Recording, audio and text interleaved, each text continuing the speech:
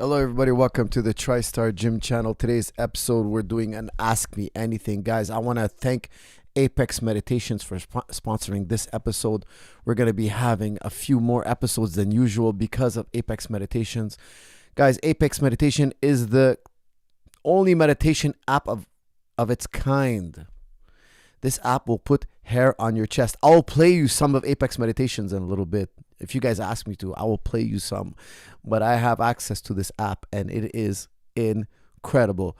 You will work harder, think smarter, have better life responses. It's an incredible app. It's the world's first app that has book meditations. What's a book meditation?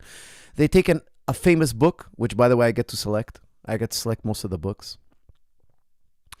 And they turn them into meditations. So instead of having somebody tell you to, breathe in, breathe out, and kumbaya, and you feel really fuzzy inside. It's not like that. Apex Meditations is not like that. Apex Meditations builds grit, toughness, mental fortitude. It will make you steel. It is incredible. I feel like playing some of it right now, but I'm just a little bit like, I don't want to get too hyped up. It is incredible, guys. Check it out. I promise you, this app is life-changing. Okay, with that said, let's kick it off. Who has the first question? I have somebody from Santiago, Chile. That's really cool. Actually, I would love to visit Chile. This is a place I would love. The longest not island, but stretch of land, like vertical stretch of land. I really want to check out Chile, that's for sure. All right, guys. It's 2 a.m. here in Chile. Oh, boy. Nice. You're podcasting at 2 a.m. Fantastic. All right, guys, let's kick it off. Give me a question or comment. Chris Alfar, the GOAT. Absolutely. Guys, Jason Bloated knows the truth. Chris Alfar, salute Chris Alfar. He is the GOAT.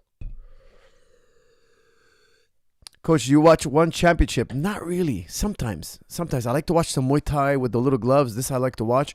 But I don't tune into One Championship as much, because there's so many UFC fights and those are the guys we're competing in. So I'm mostly watching that. But I definitely do watch some One Championship. I haven't watched too much of it lately, though.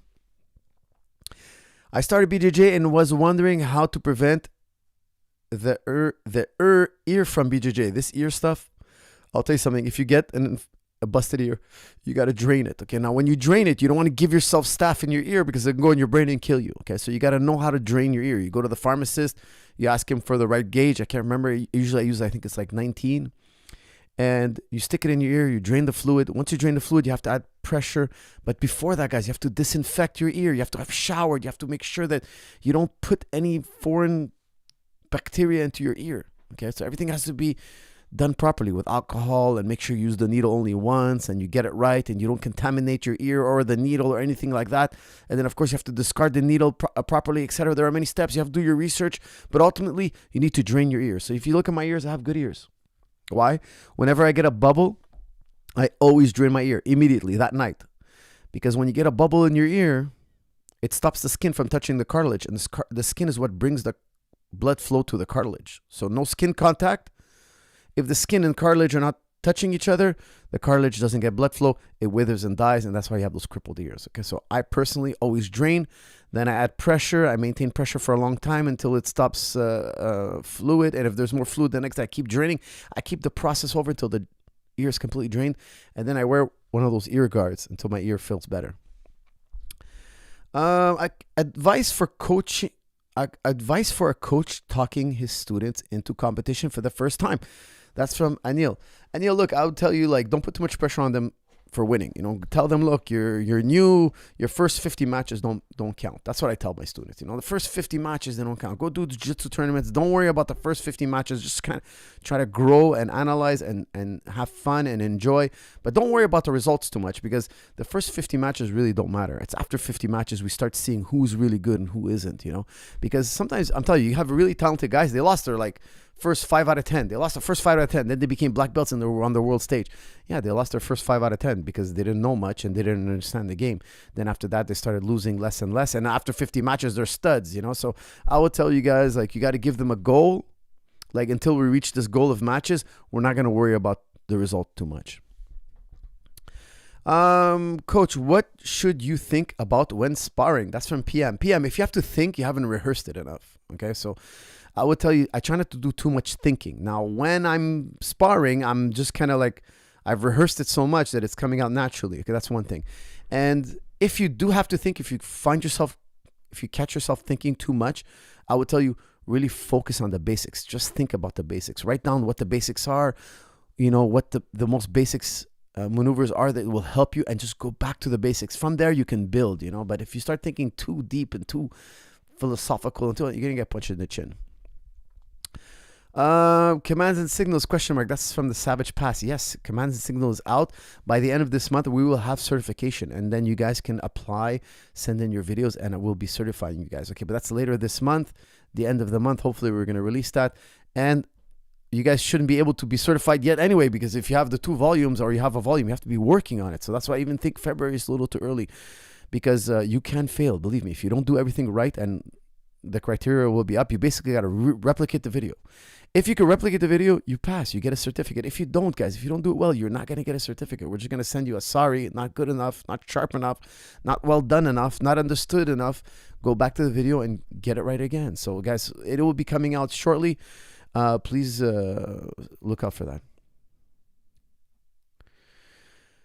Coach, where do you recommend I find a Lebanese girl to marry? That's from Lebmamba.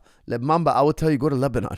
That's usually where you can. Actually, no, you know what? There's more Lebanese out of Lebanon than there is in Lebanon, from what I understand. But I'm assuming in Lebanon is more likely. You could probably throw a stone and find a girl. Meaning they're everywhere. Lebanese. If you're looking for a Lebanese girl, go to Lebanon. Hey, Coach, did you hear that the UFC may have asked Aspinall to vacate per Josh Thompson? Thoughts on this? That's from Assam. Assam, I don't think so. Honestly, I don't think they asked him to do that. So I think that's just a rumor. I don't believe that they would ask him to vacate. The man's injured. The man has a serious injury. So I don't think they would ask him that. Salam, Coach. I am 36, male, unmarried, had a huge financial loss. How to come back? That's from K-Test. K-Test, 36, a little bit old to be unmarried. So I will tell you, look, get your finances in order and get married, because you can't really get married if your finances are not in order. So, you know, what happens? We all take a beating, you know, here and there. We take a bath, we lose stuff, and then we got to rebuild. We got to rebuild. And I would tell you, get your money in order, your affairs in order, your business in order, and then get a wife. Because getting a wife and then trying to get things in order, that could be complicated. That could be difficult. When can we expect the next command and signals? Love the first one. That's from Savage Pass. Savage Pass. I have a few jiu-jitsu videos to do, and then I'm going to do part 3, because I feel like volumes 1 and 2 is already so much content. It takes a lot to sharpen this up. Now, of course, you can do more. I can do 50 videos, and eventually we'll extend the video series, no doubt. But the first 2 is plenty. You have like 30 combinations to work. It's a lot, okay? And, you know, it's kind of like a sparring. It's just an overload if you go too far. But I will definitely add volume 3 in the coming months, okay? At least in the coming months, because I have so many jiu-jitsu stuff. The next video is going to be a passing video, okay? So I really look forward to this. I'm a big lover of passing, of course. And I think it's going to be a really, really great eye-opening video. Coach, is ballet haram? They are tremendous athletes. That's from Pipasta. I think getting around in tights on a stage, yeah, that's not a good thing. But like training it, no, it's not haram. It's exercise, it's fitness. It's not a problem. I think it's more the outfit that's the problem.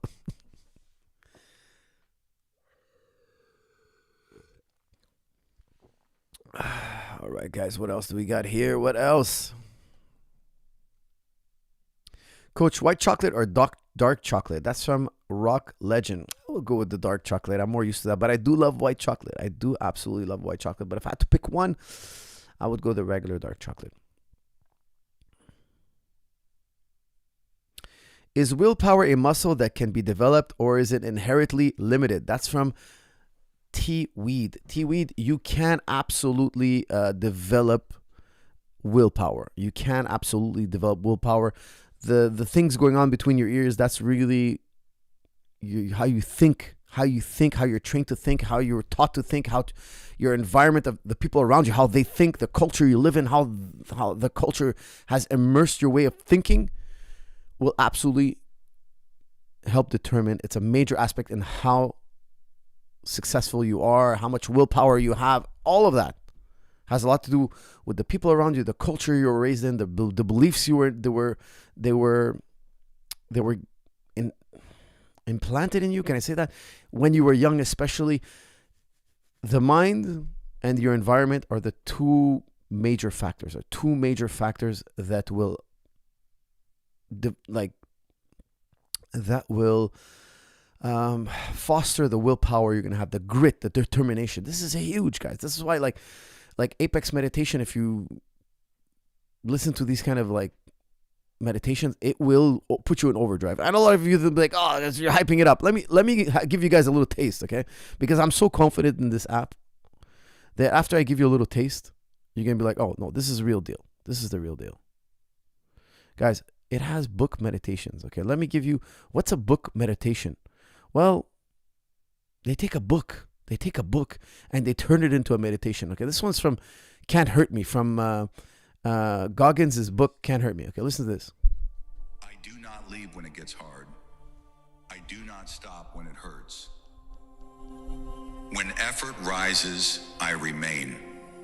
When discomfort escalates, I hold position.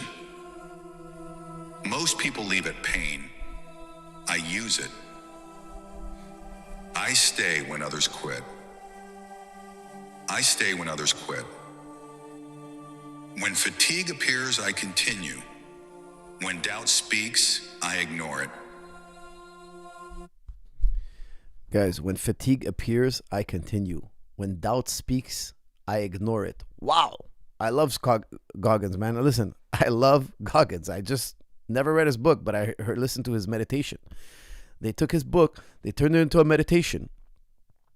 And I love the guy's stuff. I honestly never read his book. I will buy his book now that I've listened to his meditation. Now that I've listened to the Apex inspired book meditation, I will now buy the You Can't Hurt Me book. And I just love this kind of motivational stuff. I love it. When doubt speaks, I ignore it. I love it. I love that kind of talk. I love that, I'm surrounded with that kind of talk. I'm surrounded with the guys who want to make it. And that kind of self-talk, that kind of like, those kind of narratives are extremely powerful. But if you're not exposed to them, if you're around people who are like, ultra negative, your environment, they say the 5 people you hang out with the most, that's going to be the average of your success. I believe it. I believe there's some truth to that. I don't think it's the ultimate factor, but I do believe there is some truth to that. Now, I'm telling you guys that it's not just meditations. They take books and turn them to meditations. I think it's genius. There's no other app on it in the world like this. And that's why the only reason I endorse it is because I believe in it. I think it's incredible. We have Shiz in the chat room, the top G of the chat room, the Shamayev of the chat room. Sup, coach, training a lot and losing weight. So excited about stepping into the gym of House of Champions Tristar. See you early May. Oh, that's great. Shiz is going to be in early May. That's fantastic. That's good news. You know what? Maybe we do a little video to me and you, Shiz, so the members, the Tristar gym members on YouTube can see who you are and talk to you. And maybe we do a AMA where you're answering questions. How about that, guys? Would that be fun? How we do a little flippity-doo, and we do an AMA in the gym, and we put the mics on, and we do a little flippity-doo with Shiz. And maybe me and Shiz lock horns on camera and just like, go mano to mano just for fun. How to recover guard from bottom headquarters. That's from Tig Ryder. Tig, I will tell you, get my guard retention videos, okay? Because I can't really tell you this one thing, okay? But ultimately, you want to keep your knees in your chest. If the guy separates your knees from your chest, you're going to be cooked, okay? So I would say that's one major element. Coach, you say pain is irrefutable. Oh boy, here we go. You say pain is irrefutable. Why does epistemic certainty imply ontological necessity? Could something be undeniable yet still dependently arisen and empty? Ooh, that's from Barleycool. Here's the thing, okay? If I know something with certainty, if something is undoubtable, it's perfect. It's 100% certain, not 99. Okay, so we have to differentiate between two things. You can believe something and you can know something. If you believe something, you don't have 100% certainty. You might have 80% certainty. You might have 90% certainty, but you don't have 100% certainty. That's why you believe it. It's a belief. Now, if you know something, you have 100% certainty. You have 100%. There's no room for doubt. It's not 99.9. It's undoubtable. Okay, that's what we call foundationalism. In philosophy, we have something called foundationalism. There's something, some philosophers like me, we believe there's stuff that you know that's undoubtable. If it's undoubtable, it has essence.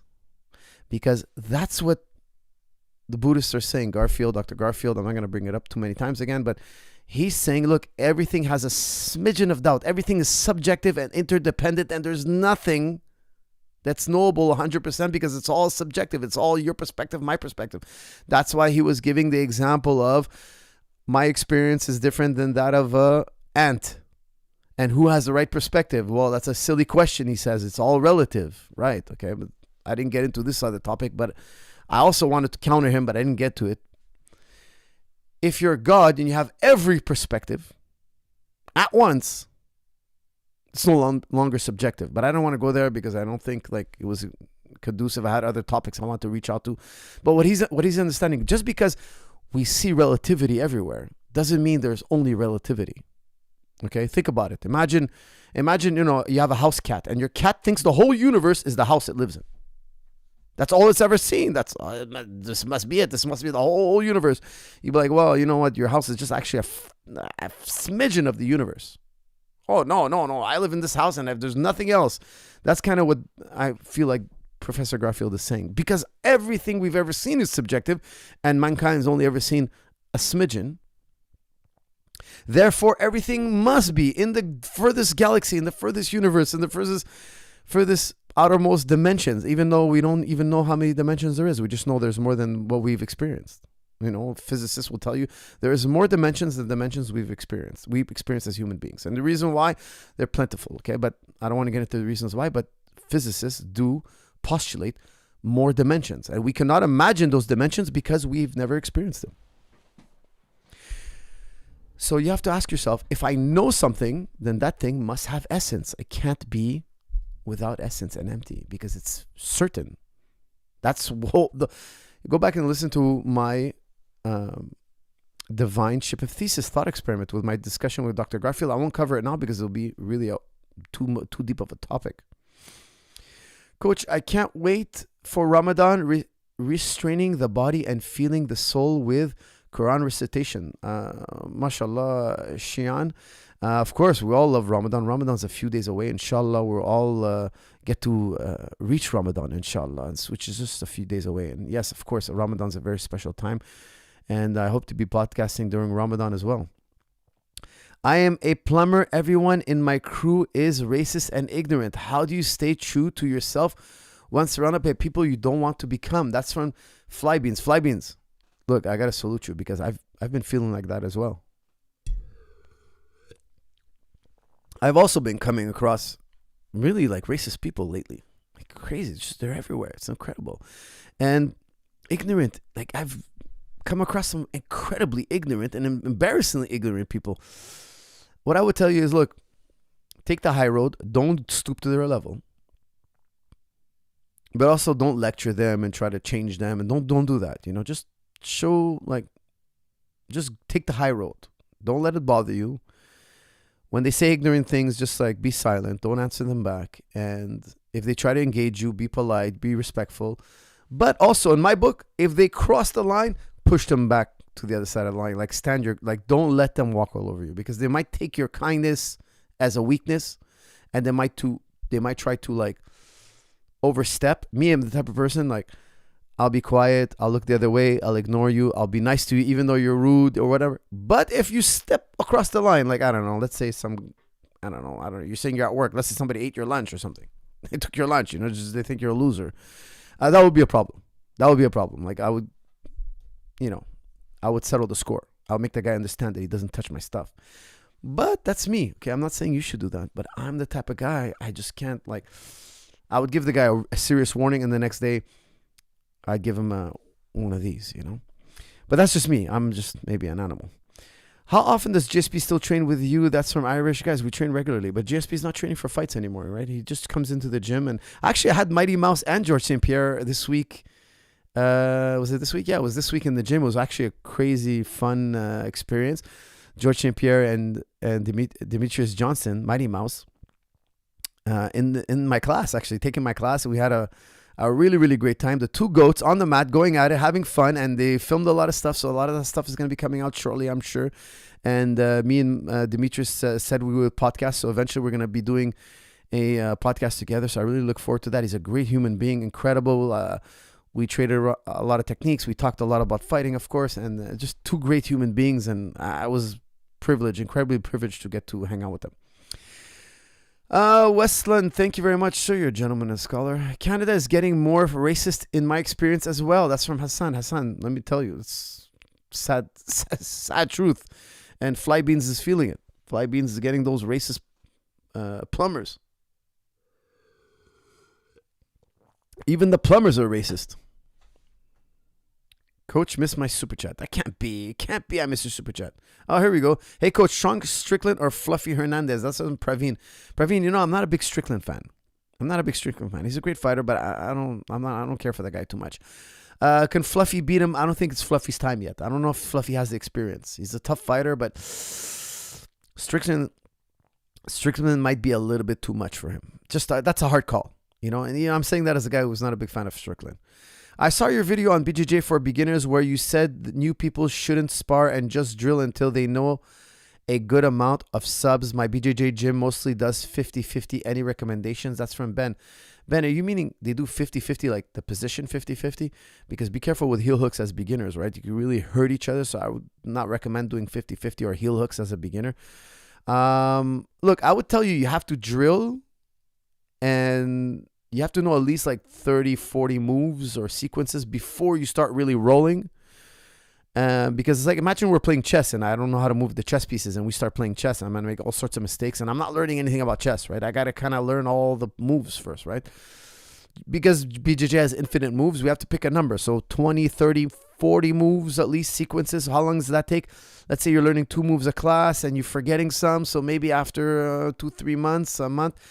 So what I recommend is, guys, watch the class, watch the people roll, do your weights, do your conditioning, just do the technique and don't roll, But you can do like situation, like mount escape, back control, like stuff that's really easy. That I think is fine. If the instructor's willing to like organize something like that, I think that's fine.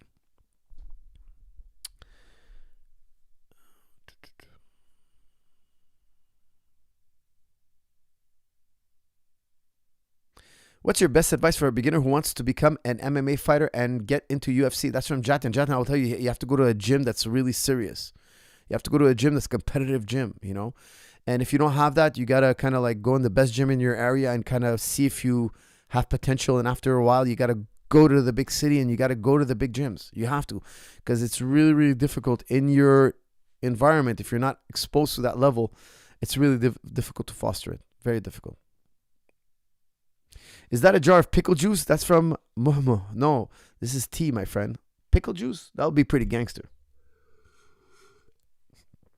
You know what? Next time I will drink some pickle juice. Just to be, just tough it out. No way, Mighty Journey at Tristar Gym. Is that what he calls it? Does he call it Mighty Journey? That's so cool. Jojo, yes, he is. He did come film at Tristar Gym and we got to hang out with Mighty Mouse. Is really awesome. I love Mighty Mouse as a fighter, as a person, and just a great human being.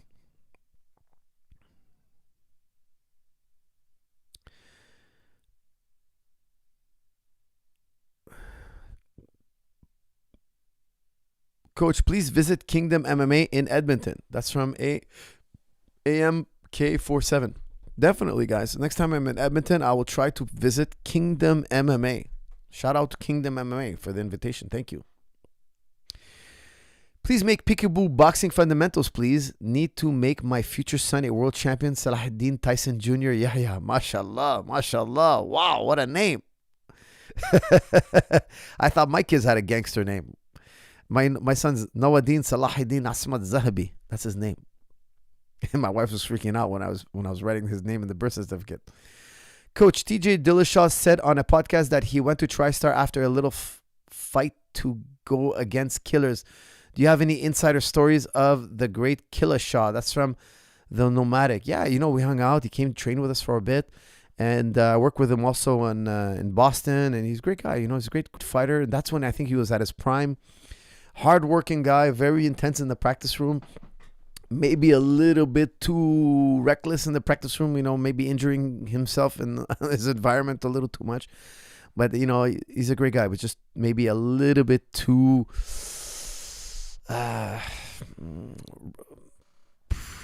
just be a little bit, not the safest guy in the practice room. You know what I mean? So I think that's the one thing that could have helped him, because he could have avoided a lot of injuries in his career. Best way to improve, not just maintain cardio. That's from Westerland. Westerland, you got to set PRs. Okay, so you do a cardio workout, but you don't try your best. Okay, that's the worst part. Like, let's say I tell you, okay, how many calories can you pedal on the air bike in, let's say, 15 minutes? You're getting ready for a 15-minute fight. Okay, go ahead, pedal. Let's say, I don't know, let's call it crazy. Let's call it you do 350 calories. Okay, you burn next time I'll tell you, okay, look, and that was your 80% effort. Next time, do 370 calories. And then after that, do 380 calories, 390, then 405, just build upon your personal record, a PR. But whenever you set a PR, don't really 100% set a PR. Like, for instance, let's say I was doing, I don't know, my PR of pull-ups. How many pull-ups can I do, let's say, in 20 minutes? I would do about 80%. Why? Because my body's going to adapt to that 80% workout. It's going to adapt. I'm going to be sore the next day. I'm going to be tired. So I won't have to wait 7 days to do it again. I might do it in 3-4 days from now because I've recovered. And now there's room for me to grow. There's just more potential. The slower you go, not the slower you go, the right amount, like between 60 to 80% of your max, that's the right amount. Why? Because it's a sweet spot between being sore but challenging your body. You want to be in that sweet spot. You challenged your body. It was difficult, but it wasn't so difficult that I'm sore, I injured my shoulder, or I have tendonitis now, and now I can't lift my arm up anymore. It's been 3 days. Like that, you've overshot it. Okay, you've created inflammation. Then when you go to do your sport, you're punching the bag, you're wrestling, your shoulder pops out of its socket. Why? It was overly stressed. It was still recovering from that crazy workout you did, and now it popped. Okay, so consistency over intensity, but still we have some intensity. Okay, we have intensity. This is very important. Intensity is important. There's no doubt. But I got to set a PR, a personal record, and then I got to beat that PR by a little bit, just a little bit. Don't beat it by too much because now you're kind of like, you're going to plateau sooner. Okay, so guys, it's not about how fast you go. It's about how many plateaus you break through. I'm going to say that again because that's really important. It's not how hard and how fast and how intense you train. It's not about that. That's part of it. It's part of the situation. The real goal is breaking through plateaus. That's the real art of training because anybody can go train and get better, get results. Everybody. If you go from beginner to blue belt, that's really easy. Anybody can hit that target. Like that's just too easy. The hard part is taking a guy who is trained and make him break through a plateau. And take a guy who's breaking through a plateau and take him through another plateau. That starts to get really difficult. And the more plateaus you go through, the more plateaus you break, it could be even more challenging. The next plateau can be even more challenging. That's the limitation because the more you've exploited your body's ability to develop, the less it gives you back. Okay, so for instance, let me give you for instance. Generally, if you were training somebody on bench press and squat, those two exercises, the bench press doesn't grow as fast as a squat.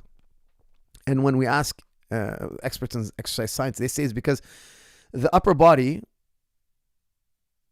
has been exploited more than the lower body, meaning that you move your upper body way more than you do your lower body. So your legs are more clumsy. They're more untrained. Therefore, they have more room for coordination. And a squat is a type of coordination.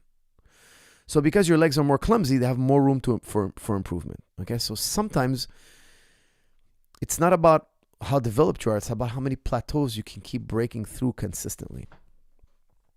Guys, don't forget to use promo code GET50 off and get anything you want on jujiclub.com. Everything is 50% off when you use that promo code. Why do you think Levi Jones Leary have such a crazy guard? Can you implement his system as a white belt? That's some Le Double. Look, he has a phenomenal guard. I actually watch him quite a bit. One, he has incredible technique. Two, he has very good flexibility. Three, he looks like a very good athlete as well. Okay, but number one, I would say his technique is excellent. He has great mobility, flexibility. This is super important. He's a guard player. Not many guys make it to the top like him as a guard player. Now, of course, I know recently he just passed a guard, shredded through a guard in his last match. But I mean, he's also an incredible guard player, and you could see that whenever he's playing guard, he's always attacking the upper body, and it's a classic John Danaher story.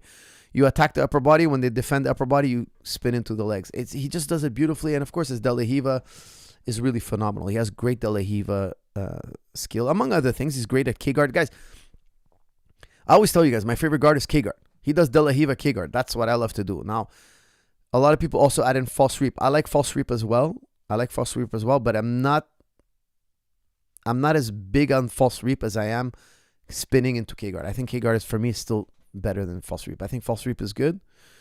I just feel that it has more vulnerabilities. If I do it and I miss, the guy can score on me. Whereas K-guard, it's really tough to counter it. I just find it much harder to get caught doing K-guard. Coach, have you been to the homeland of Lebanon? That's from Abbas. Unfortunately not. I wanted to go last summer, but then, the Middle East kind of like, there's a lot going on, a lot of violence, instability. So I don't want to bring my family and, God forbid something bad happens, So I know everybody tells me, oh no, that's just the south of Lebanon. Everything else is, I just don't trust the area. I really just don't trust the area, especially this last few years. We've seen that international law doesn't mean anything to anybody. It's the biggest gun that matters. That's it. If you have the biggest gun, international law doesn't apply to you. So I just feel like we've never spit in the face of international law since World War II this much. Okay, now, of course, before World War II, we didn't have international law like we have today. And it was like the early seeds, they were talking after World War I, they were talking about creating an international law. And before World War II, it wasn't implemented, of course, but it was still talked about, dreamed about, kind of like had it the seedlings. After World War II, we're like, never again. We're never going to do this again. Let's implement international law. We can never live this horror again. We made a promise to the world. Humanity made a promise to itself. And look at what's happening in Gaza. It's just destruction, massacre, and, of course, without a doubt, genocide. Anybody who makes apologies for what it is, you've lost your humanity. Like, honestly, it's just disgusting. It's a genocide. Scholars all over the world are calling it genocide. Jewish scholars, non-Jewish scholars, they're all calling it genocide. Just a select few are not. Why? They're on the payroll. You can obviously tell they have some interest in the country or whatnot. They want to cause confusion. Guys, if that's not a genocide, what is a genocide? What is it? Like, what is a genocide? The state is saying, we want to exterminate them. We want to push them out. We'll never allow them to have a state. We want to exterminate them. They call them Amalek, which is, if you know what Amalek means, it basically means complete extermination. Oh, but it's not. No, it's not the G word. Don't say the G word. Guys, it's disgusting. Okay, it's all politics. It's all rich people who want to keep their power and their friends' hands clean, but really they're murderers. That's the truth. Should I train my neck with resistance band? That's from Zachary. Yes, I do like resistance bands for the neck, but I personally don't put my neck under tension and do movement. I just hold static hold. Okay, I don't believe in putting heavy tension on the neck and then doing moves. Okay, so in my strong and stable neck, I say just a 1/4 inch. That's all you need. The tension is enough, and a 1/4 inch. Why? You can wear out your joints, in my opinion. Okay. I know there's a lot of debate about that, but I play it safe. There's no data that proves that neck flexion under load is safe. There's no such study. Trust me, I've looked. There's no such study. There's no such long-term study that shows that doing years and years of heavy weight on your neck with flexion is safe. There's no such study. So I have a strong neck. I have a very healthy neck, thank God.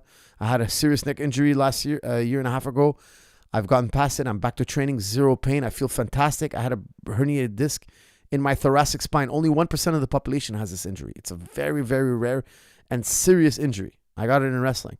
My neck has been rehabilitated. I talk about how I use strong and stable neck. I use no physical therapy. I use no treatments. I use no drugs. I only took inflammatories. I use no any painkillers, only anti-inflammatories. And I don't use any type of doctor's medicine. Nothing.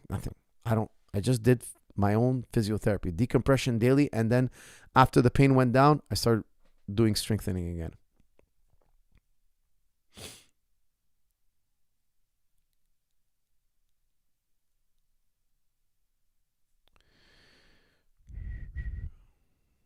Salam, coach. Apparently, Andrew Tate wants to fight Sneeko in a Misfits boxing match. Do you think Sneeko can win if you train him?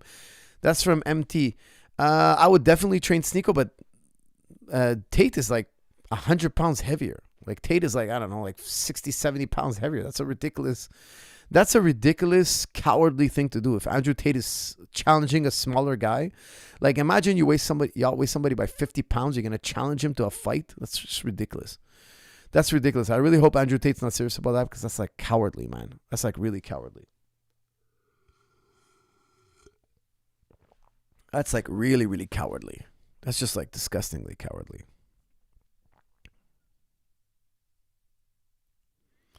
As a beginner, what strength and conditioning exercise should I focus on? That's from Zachariah.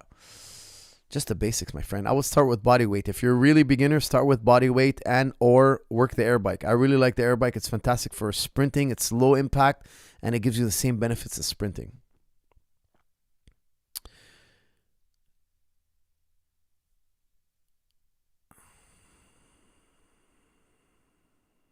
What was the most impressive thing out ever saw in the gym? Who was it and what did they do? That's from Monger 56. Monger, I would tell you, obviously it's Georges St. Pierre, his takedown ability. His ability to shoot a double leg. It's unbelievable. It was really a sight. Incredible. His double leg ability, his setup and explosiveness. I've been hit with that double leg. I've been double legged by St. Pierre. And I can tell you something. It's like getting hit by a truck. It's not like I've never seen anybody with that explosiveness, that speed and explosiveness. And over the years, because I'd seen it so much, I started to see when it's coming. I can kind of see it coming and I can defend it. But the first 50 times you get hit with it, it's what was that thing? What just ran me over? So he had that really explosive double leg, and I'm telling you, he could double leg. I won't name the names, but he could double leg UFC champions in higher weight classes. So at 185, the UFC champ back in the day, George would double leg him. George, a weight class below, double leg him, put him on his back and hold him there. It's wow, that guy's a weight class above and you're double legging him. It was really impressive, absolutely impressive. Coach, how to deal with lust? It is the number one problem for men. That's from DJ. DJ, I will tell you, that's a very true story, what you just said. That's the whole story of mankind, lust. Everything men do is for women. Everything men do is trying to get women. It's ultimately, that's the ultimate goal.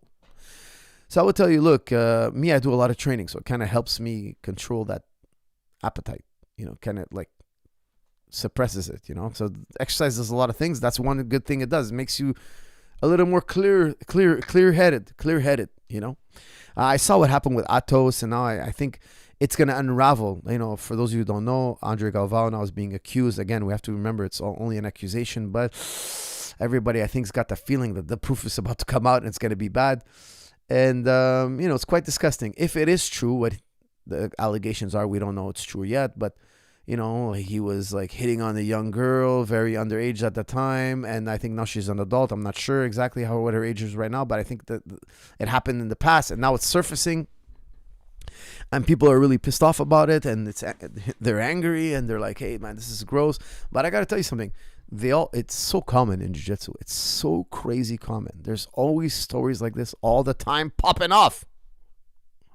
This guy rolled with this girl. This guy said this. This guy slept with this girl. Now this girl, he broke up with her. So he's with this other girl. So now she's bringing drama and she's telling a story and she's airing dirty laundry. And it's wow, man, the drama in the gym, the drama. And then, okay, this person got kicked out because he said this about this person. And it's like, dude, I cut all that at my gym. Like, I don't want any of that at my gym. Like, we're here to train. You want to talk of drama, you got to take the door. Like, just like, and I still have drama in my gym. It still happens. It still happens. I try to mitigate it. I see like this person was wronged. We got to make it right. Sometimes we got to get the police involved. It does go that far. It does. Absolutely goes that far. But if your instructor is acting like a creep, which I'm not saying Galvao is, because he's not been convicted. It's not been proven. It's allegations at this point.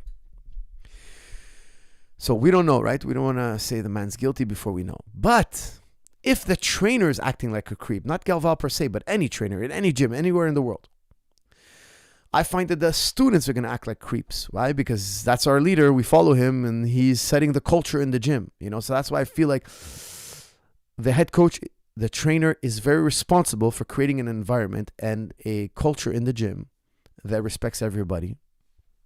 And if the trainers are creep, they're all going to be creeps. You're going to create a cesspool of creeps. And you're going to have stories like we hear Atos is having right now. Again, it remains to be true, to be proven true. But now I've heard that more people are getting accused in the same ecosphere. Why? Because now more girls are coming out and more stories are coming out. These stories might have happened a long time ago, but they're still true. And they still need to be corrected. Somebody needs to be punished. So look, whenever you put a group of men together, don't forget 99% of crime of a sexual nature is committed by men. Don't ever forget that, okay? 99.9%.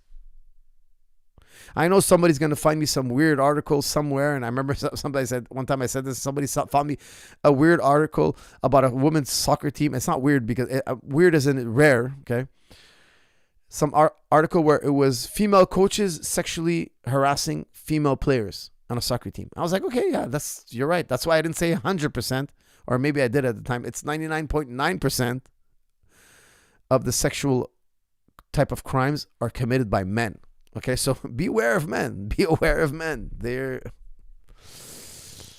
Men, we can be a problem, So we got to be careful. Men have to be beware of themselves. You got to know that, hey, you can't act like this. You cannot be a creep. If your coach is the creep, that whole gym is going to become a cesspool of creeps. That's how I see it. So the head coach, he has to be like really like a good example. And even then he's going to have creeps. Even then he's going to have to go and not reconcile. I mean, how do you say? Reprimand whoever's acting out of line. Coach, I'm 17, almost 18, doing BJJ and a little wrestling for a year now. I want to be a pro MMA fighter. What's next? Please give me the roadmap. I love you. That's from Methane. Methane, I will tell you, look, if you're doing a lot of wrestling and BJJ, that's really good, but you should start a shadow boxing routine. Okay, if you do a shadow boxing routine, kickboxing, shadow boxing, you won't wear down the body. It'll be an actual active rest for you, but you're going to get the coordination and fluidity and creativity of a striker and timing. That takes many years to build. So because you can't do everything under the sun all one day, and there's not enough hours in the day and there's not enough juice in the nervous system, I'd start adding shadow boxing and develop a great shadow boxing routine. Okay, so it'll be your active rest. It'll be a little extra work, but it won't destroy your wrestling and jiu-jitsu practices. Coach, I know you're a big follower of Imam Ghazali. I'd like to know why some scholars believe that his work devalued reason and elevated mysticism. That's from Tomasz. Tomasz, there's such a huge amount of misconception around the great thinker Imam Ghazali. Okay, so look, he wrote a book called The The Destruction of the Philosophers.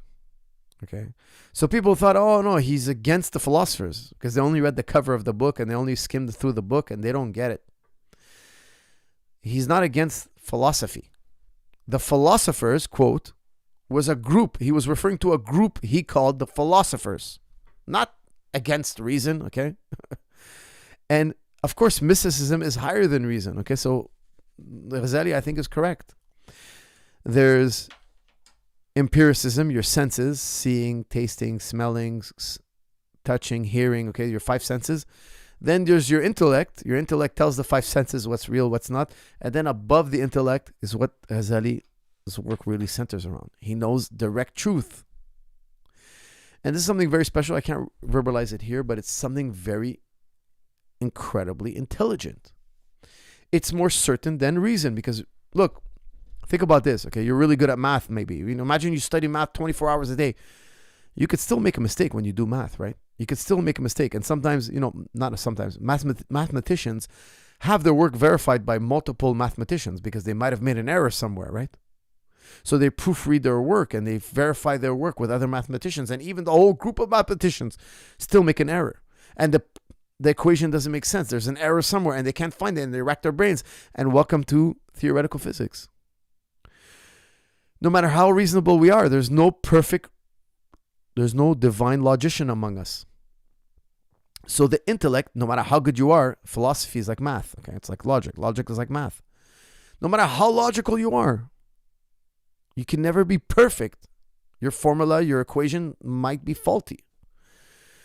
So how do we have certainty? There's something higher. Okay, so he discovers, and he writes about what's higher. And that's what they call mysticism.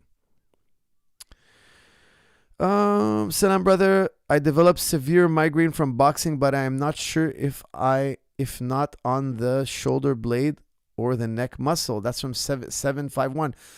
You're very right to say that. Look, most tension headaches, statistically, come from tight muscles in the shoulders and neck. Try to get massaged regularly. I use the high-powered massage gun, or I use the peanut, the massage ball. Like, try to roll and loosen up your muscles in the traps, shoulders, etc., and see if what you have is a tension headache. Tension headaches can be brutal. It can be very painful, okay? I highly recommend strong and stable neck. I teach you how to decompress your spinal cord at the neck level. You could be having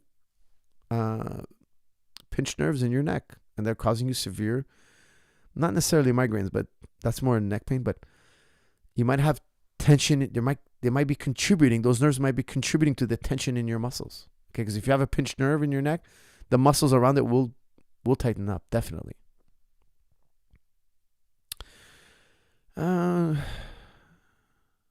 Coach, thoughts on Epstein tied with Bitcoin? That's from CSS. I haven't looked at that, actually. I haven't seen how he's tied with Bitcoin. That's another incredible story, the Epstein files. Really, really unbelievable. The whole government, all the higher-ups, even Noam Chomsky is at the island. Guys, if you took me to an island and I noticed that the island was underage women, I would blow my top. Like, I'd be really like, I'd report it. I'd be like, hey, man, don't invite me here again. I don't want to hear about this. I'd write an open letter. Hey, this is a sick thing going on. They're bringing these girls. They're manipulating them. I would write an open letter. Hey, this is a letter to the world. This is what's going on. Like, I'd be shocked. And they wouldn't invite me, obviously, but I would blow my top. I would be really upset. Like, this is crazy. No whistleblowers. Everybody's cool with it. Everybody's like, we're elite. We're on an island. This is the laws. It's just disgusting. But what can I say? Everybody must be on the list because the rich and powerful are stopping the public from knowing. Why? Because they're greasing whoever needs to be greased.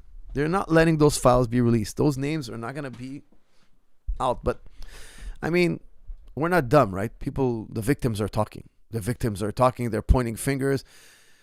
It's just, how corrupt is the world, man? It's just unbelievably corrupt. The world's so unbelievably corrupt, man. The rich and powerful are so unbelievably corrupt. You got to put your mind in their mind, think about it. They need to get the next kick. They need to get the next fix. Because they have everything already. They have all the nice clothes. They have all the nice cars. They've went to all the nice cities. What else is what else can we enjoy? Well, let's enjoy something that's forbidden. And of course, they're doing all sorts of religious stuff and all that stuff and craziness, they're just trying to get high off themselves, off their money. Like, what crazy thing can we do? What's the new, exciting thing, because you can't just go to Las Vegas. That's boring now. You've been there a million times and you're bored out of your mind and you can't play the same routine over and over again. What's the next forbidden? What's the next, thing that the regular Joe can't get his hands on? It's just I think that's what it is. It's like an ego thing, you know? Like, I want to break the law, and I can do it because I'm so rich and powerful, and I'm so smart, and I'm so this, and I'm so that. And who cares about the law? Who cares about society? Who cares about the lives we ruin? This is really a sick community.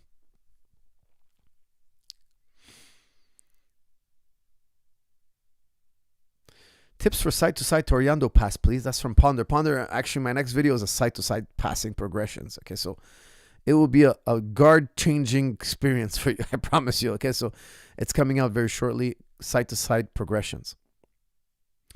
Hi, Coach. It's Angelo. Would you like to have Dan John come on your podcast as a guest in the near future? That's from Angelo, my man. Thank you, Angelo. Yes, I would definitely would. Just scheduling is going to be a bit of a problem. Let's try to aim for after Ramadan. Okay, so after Ramadan, maybe we'll circle back to it, because right now from here to Ramadan, I'm working for Apex Meditation. I'm going to be doing episodes for Apex Meditation, and then during Ramadan, I'm going to be slowing down, and then after Ramadan, getting back to it. So maybe we'll schedule Dan John. Dan John, guys, for those of you listening, is an expert trainer. He's been in the game longer than I've been alive. He's been a lifting coach, a training, a fitness coach for longer than I have been alive. So it would be great to have him on this channel. Absolutely, Angelo. Thank you. We will circle back after Ramadan, and we will connect.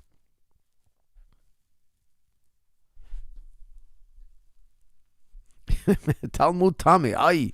That's from Muhmo. So I couldn't say it better myself. I couldn't have said it better myself. Bravo. What do you think about Alex O'Connor? Would you ever discuss politics, religion, or philosophy with him? That's from Fast Picks. Yeah, I would, definitely. Yeah, he used to be known as Cosmic Skeptic. I've heard a few of his lectures, and I think he's a quite intelligent guy, a very intelligent guy. I think actually he's quite honest, at least, you know. He's not just trying to like serve an agenda. He actually wants to learn. That's what I like about him. That's the first thing I listen to in a speaker. Is that guy looking at the facts and reality, or is he just trying to pitch some agenda, and like nothing you say will ever change him from that possibility? Like, you could bring him every evidence in the world, and this guy is never going to change his mind. Why? He's just it's funny because sometimes most people, a lot of people, they have a belief, and then they got to get to that belief. The whole world has to, all facts and logic and reason has to bow down to that belief. And it's like, no, man. The world tells us what's real. Like, not the world per se, but we have to follow what's reasonable and end up at our conclusion. Not we start with our conclusion and we fortify that conclusion with everything we see. You know, we call that, you have a confirmation bias, right? You only look at the evidence that confirms what you believe, and everything that doesn't or goes against what you believe, that disproves what you believe, discard it, doesn't exist, have an excuse for it. Like, you use a different standard for those evidences. We have to be very careful with that, because everybody does that to a certain extent. We're all biased. But some people are so blatantly biased, man. It's crazy. It's like, what's the point of having a conversation with this guy? Like, there's really no point. But that's why I like Cosmic Skeptic. He seems to have at least a humility. Salam, Coach. Struggling with free will versus predestination. Well, Ahmed, I want to tell you, all of philosophy is struggling with it, okay? All the great thinkers are struggling with it. It's not just you, my man. Okay, but I'm going to continue your super chat because I appreciate it. Salam, Coach. Struggling with free will and predestination. Any clear book/lecture recommendations? I've read a lot, but still confused. That's right, Ahmed. Ahmed, there's no one book. Okay, that's a great question. Listen, you're on the path. But I would recommend look into Ash'ari's, I'm forgetting now. Look into, I'm forgetting the name now. Give me a second, it'll come to me. Can't be that I forget this. It's impossible. I'm gonna be so pissed off with myself when it pops back in my head later. Look into Leibniz's pre-established harmony, and or look into Ash'ari's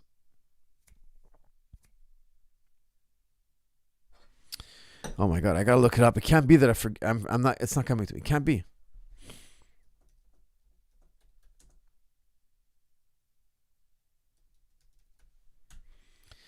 Oh my goodness.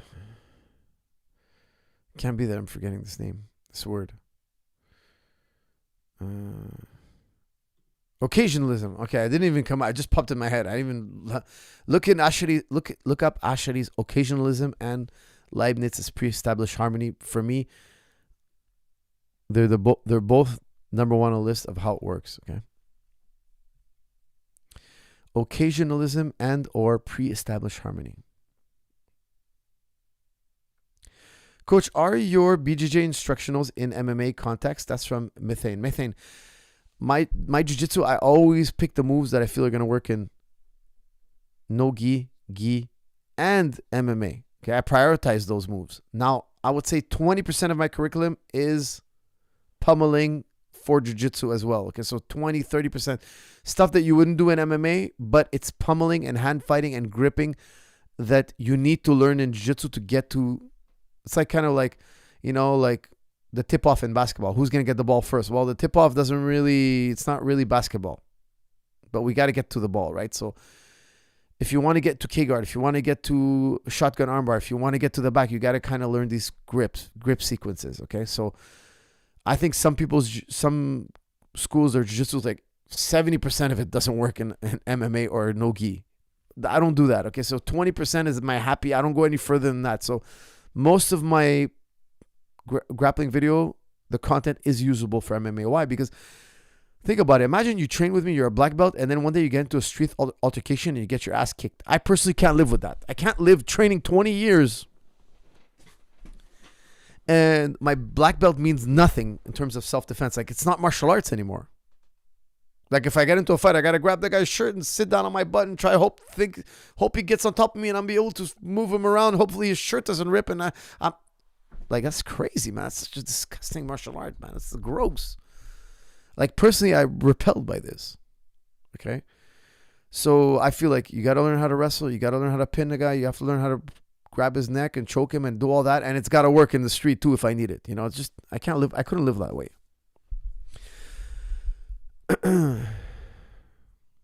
Coach, thoughts on Spinall getting stripped and no empathy from UFC for eye injury? That's from CSS. I don't think that's true. I think it's just a rumor. I really don't think that's true. Coach, for us, why do people not view farming as important like any other job? That's from Jeffrey. Well, Jeffrey, I highly respect my farming friends. Without the farmers, we will starve. Farming is crucial. It's the lifeblood. Without the farmers, we're all going to starve to death. So salute to the farmers.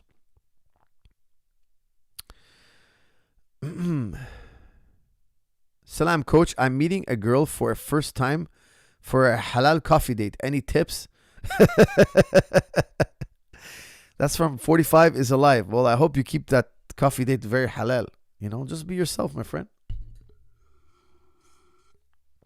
Just be yourself. Don't play your hand. Just be yourself. That's it. Simple. Do you have an instructional for grip sequence? That's from Eric. All jiu-jitsu videos have gripping sequences. All of them. Okay, so you don't need a specific video just on that. I don't think so.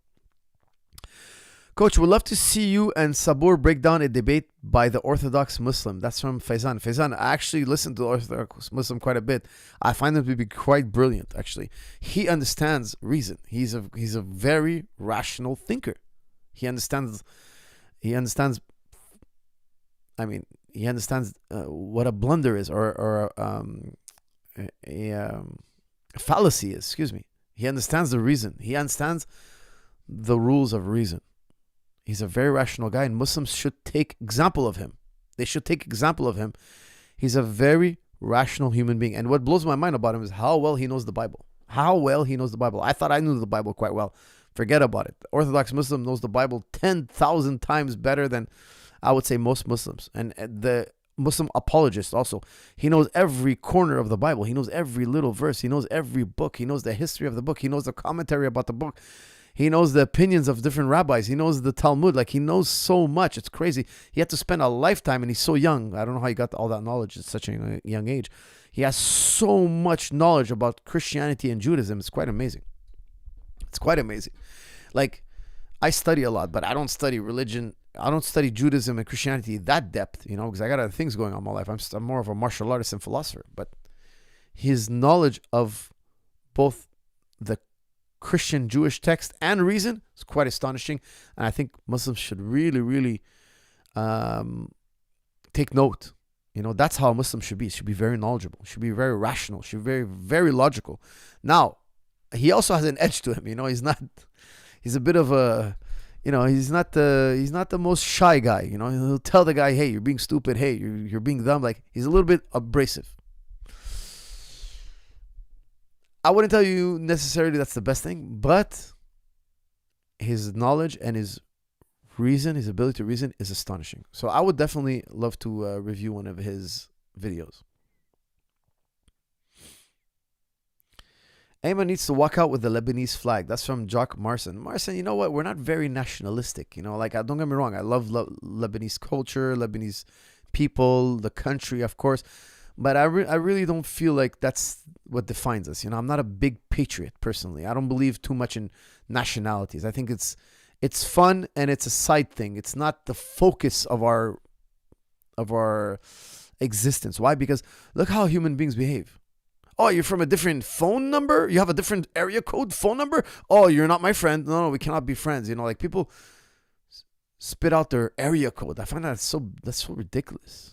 Like, okay, you want to say where you're from, and it's kind of cute and funny, but like, when they don't like you because you're from a different area code, if you had the same area code as me, we could be friends. Like, it's so primitive, tribal, moronic behavior, way of thinking. Like, if you take it as a joke, I think it's funny, but if you take it seriously, and people do, that's the thing. Like, you go in parts of the world, they take that really seriously, man. Hey, they take that really seriously. Your area code number is really important. First thing I want to know about you. I want to know, what's your area code number, man? I think that's pretty freaking ridiculous. Like, really. Like, you have to be a level of stupid. You have to be a real level of stupid to, like, live by these rules, you know? But it's kind of like a prison culture. You know, in prison, you have brilliant people in prison, but you also have a lot of dummies. And everything is territorial and lines and, like, segregation. They can't get along. Like, it's everybody's, and I think it stems from incredible insecurity. Such incredible insecurity. Because you're so paranoid somebody's going to encroach on you. You're so scared of it that you put up these walls and these massive walls and defense mechanisms because you're so scared that somebody's going to encroach on you. That just comes from a type of insecurity.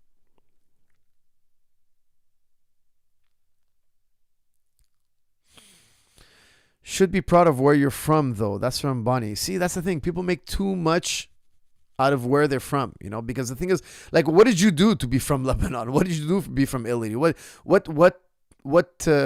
mission did you accomplish to be awarded? You just fell on it, right? So why are you proud? Like, are you proud of having brown eyes? Oh, look, I have brown eyes. Brown eyes. Yes, brown eyes is the best. Like, we're the brown-eyed people. We're the best. You know, it's like, that's ridiculous. It's not an achievement. Okay. Now, I'm grateful I have eyes and they're brown. I'm grateful. I'm appreciative. Thank God. I'm happy. I'm healthy and this and that. But I'm not going to make a story out of it. I'm not going to build on that. That's not what I want to build on. I find that to be a bit kind of like weird. I think we're told, oh, you got to be proud of where you come from. You got to be proud. You got to be so proud of where you come from. I don't think where I come from is better than what everybody else comes from. I like to get to know people as an individual. If that person's good with me, I'm good with them. If I don't like them, I'm not going to continue my relationship with them. But they could be Lebanese and I don't like them. And guess what? It doesn't mean because they're Lebanese, I'm going to get along with them. Far from it. Now, when I meet somebody who is Lebanese and we have things in common, it's easier to get along. Sure, I'll admit that. But it doesn't mean somebody's from a different place, that's going to be an obstacle. Far from it.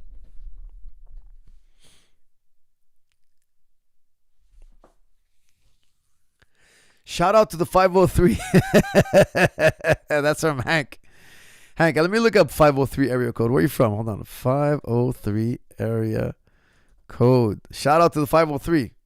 503 is... Where's that? Portland, the 503. Guys, shout out to Portland, 503. Guys, put up your area codes. How about that? Everybody put up your area codes. Of course, I'm 514.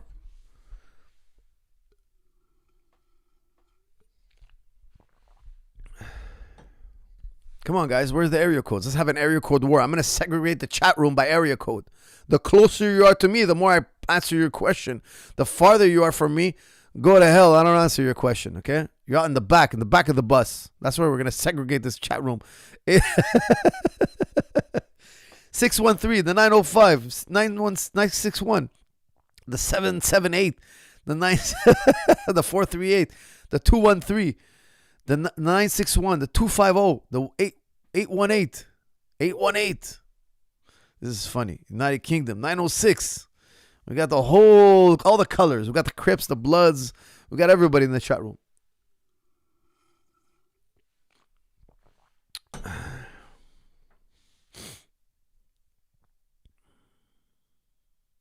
Coach, what are your thoughts on Greek mythology and how it has shaped Western culture? That's from Mimi. Yeah, I got to tell you something. Greek mythology did definitely put a number on Western civilization, and I think it heavily influenced Christianity as well. Because the Greeks, Alexander the Great, he conquered the Middle East. And after that, you had the coming of Christianity. And Christianity was converting the Romans, of course, but the Romans were Greek thinking at the time. They were Greco-Roman. They were Greco-Roman culture. Because you had the Greeks, and then the Romans took over. And then under the Romans, we had Christianity flourish. The Greeks were heavily influenced by the Romans. Excuse me. I got that backwards. The Greeks heavily influenced the Romans. And the Romans, in my opinion, heavily influenced the Christians later on. Okay? The earliest Christians were resistant to Roman influence. And then they succumbed, other Christian groups, separate groups, succumbed to Roman influence, and they became very popular and famous. They became. So I'm talking about Paul. They call him Saint Paul, Paul of Tarsus. He was heavily influenced by Rome, in my opinion. And of course, Christianity heavily influenced the Western world. So there is their influence. The Greeks influenced the Romans influenced the Christians, and the Christians influenced the Americas and the West. Coach, have you seen new Street Fighter movie cast? No, I haven't. Let me look that up. Guys, I love the game Street Fighter. I grew up playing that game.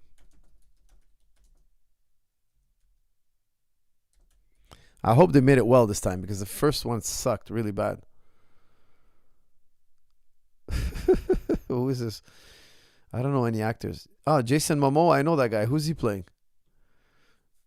Jason Momoa, is he going to play Benka? That could be good. I don't know any of these people.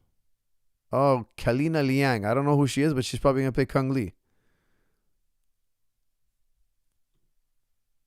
Kung Lee, there it is. Yeah, that'll work. She looks like Kung Lee. Okay, that's going to be good. Who's going to play Ryu? That's really important. Who's going to play Ryu? Hold on. It's my favorite character. Who is going to play Ryu? It's got to be a Japanese guy. Nope.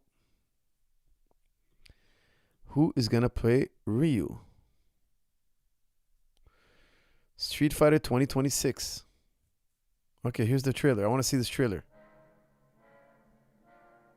This is it, yeah. Oh, it looks pretty good. The characters look actually pretty awesome. I can't play this music because they're going to flag me. Vega, Guile. Oh, it looks cool, man. This is a much better Street Fighter. Those of you who haven't seen the first one, it was horrible. The Van Damme one and all that, the movie sucked. That's cool, man. I'm happy they're bringing back Street Fighter. I grew up watching this. This is crazy. Oh, that's cool, man. Looks pretty good.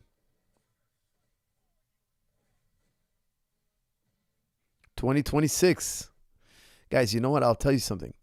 I find the movies, they're not that good anymore. Like the movies, they're not. I remember like summer would come around and there was like 30 movies you had to watch. Like it was just crazy. So many movies you had to watch. You didn't have enough weekends in the summer or days in the summer to watch all of them. There were so many blockbuster movies coming out. Now it's like, I guess Netflix killed it all. Like it's not worth making a crazy good movie. And now like, I just feel like it's not the same level of movie making. Coach, I'm late. Did you already talk about the Epstein files? Yes, I did. You're going to have to go back. Coach, 805 zip code, Ventura, California. 805, guys. The 805's in the house. That's from History with Germ. History with Germ. You got to tell me, are you a Blood or a Crip? I don't know how I'm going to address you if you're not a Blood or a Crip. If Ilya fights the winner of Max versus Oliveira, what's the game plan for either against Ilya? If Ilya fights the winner of Max versus Oliveira, what's the game plan for either winner against Topuria? Both those guys, I think, lose. Okay, I hate to tell you. I don't know if there's a game plan for Oliveira to beat Ilya Topuria. I don't think there's any game plan. He loses every time. Okay. Max Holloway could do better. Yeah, there is a game plan for him. There is. I would tell you, I think Max Holloway needs to kick to the head, and he needs to knee to the face, and he needs to elbow and not box with Topuria. If he boxes with Topuria, the first fight, he was kicking. This would be the second fight, but in the first fight, he would be kicking the knee. He was kicking the knee. I think that was working well. I think that was good. But he wasn't elbowing, kneeing to the face, and kicking to the head too much. He was kicking the leg. That was great. But then he started punching with Ilya. And I think punching with a puncher is a recipe for disaster. So I think Max Holloway can hurt Topuria in various ways. Jay Herbert proved it. But not the way he approached it. He was trying to get in a boxing match with Topuria. I think that's a disaster. So I don't think he could take down Topuria. I think he can be taken down by Topuria. Topuria took him down in the first fight, but not much will happen on the ground. I think Max kind of scrambles to his feet, and maybe Topuria could steal around like that. It's a tough fight for Max. But if Max is very careful and elbows, knees, and kicks, he can win. But boxing with Topuria is going to get flattened out, in my opinion. 613. Guys, I'm giving precedence to people who put their area code. So if you put your area code, I'll answer your question faster. Okay, sooner. 613. Have you heard of rib cage compression and how it affects posture and core stability and creates instability? Jonathan Warren has a lot of info on it. Look at his vid, Mike Israetel.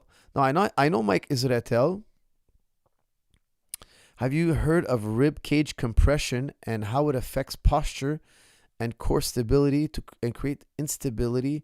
Jonathan Warren. Let me look that up. Okay, I'm going to look that up for later.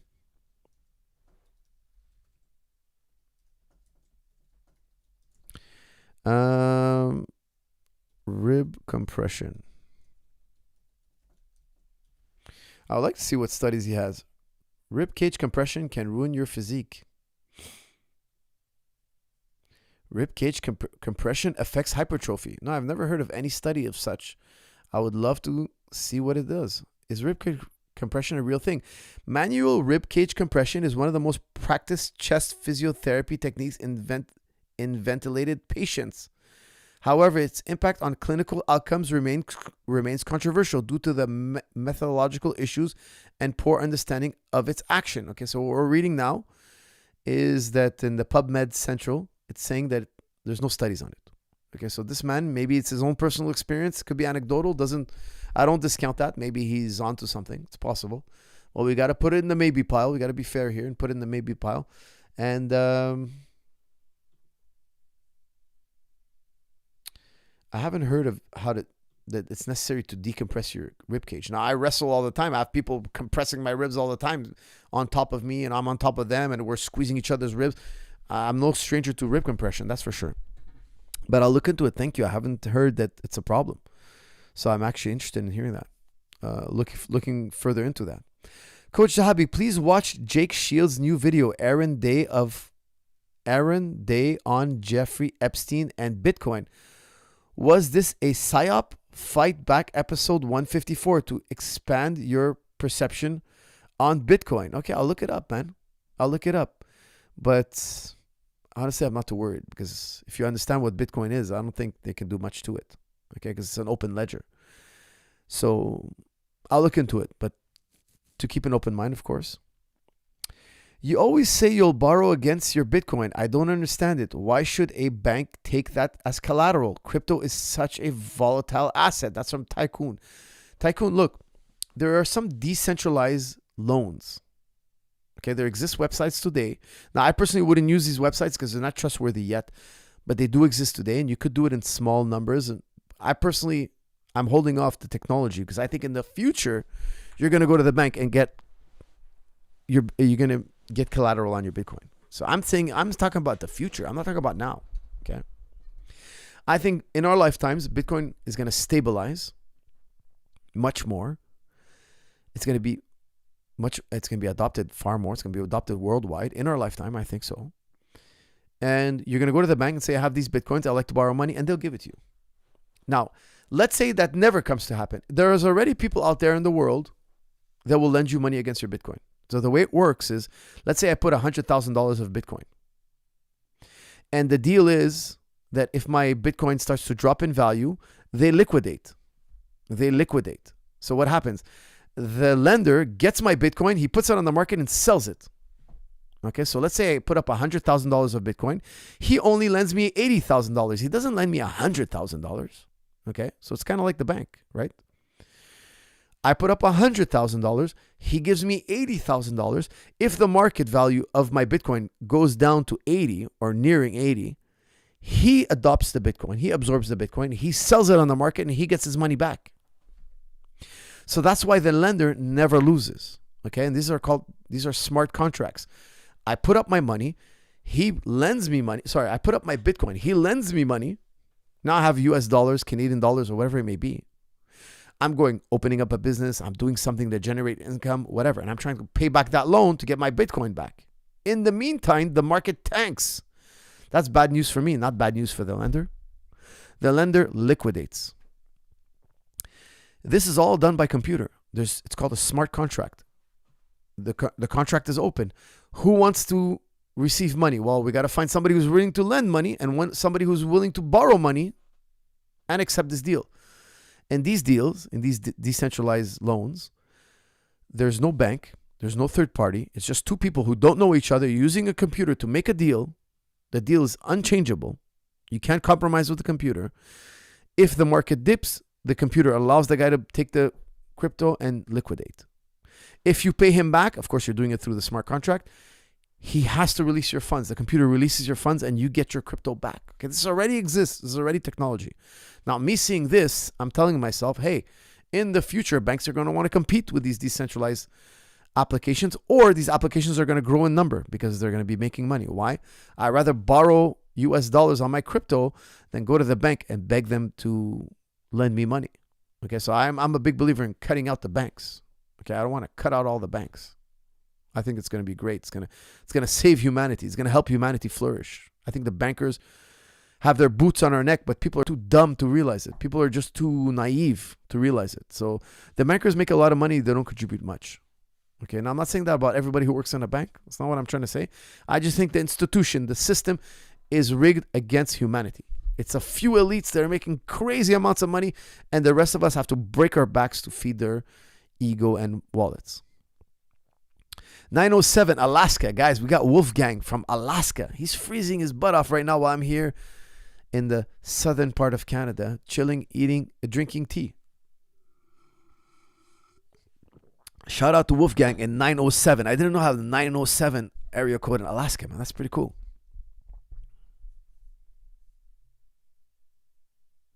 Hello, Coach. I have been watching you for a long time. Quick question. Who do you think is better in the prime, Khabib or Islam Makhachev?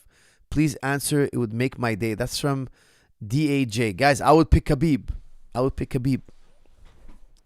And there's footage of them sparring when they're young, and you could see there's quite a bit of it. You could always see that Khabib always had an edge, a slight edge, not much. Like they would go back and forth, but Khabib would always end up like a little bit more on top.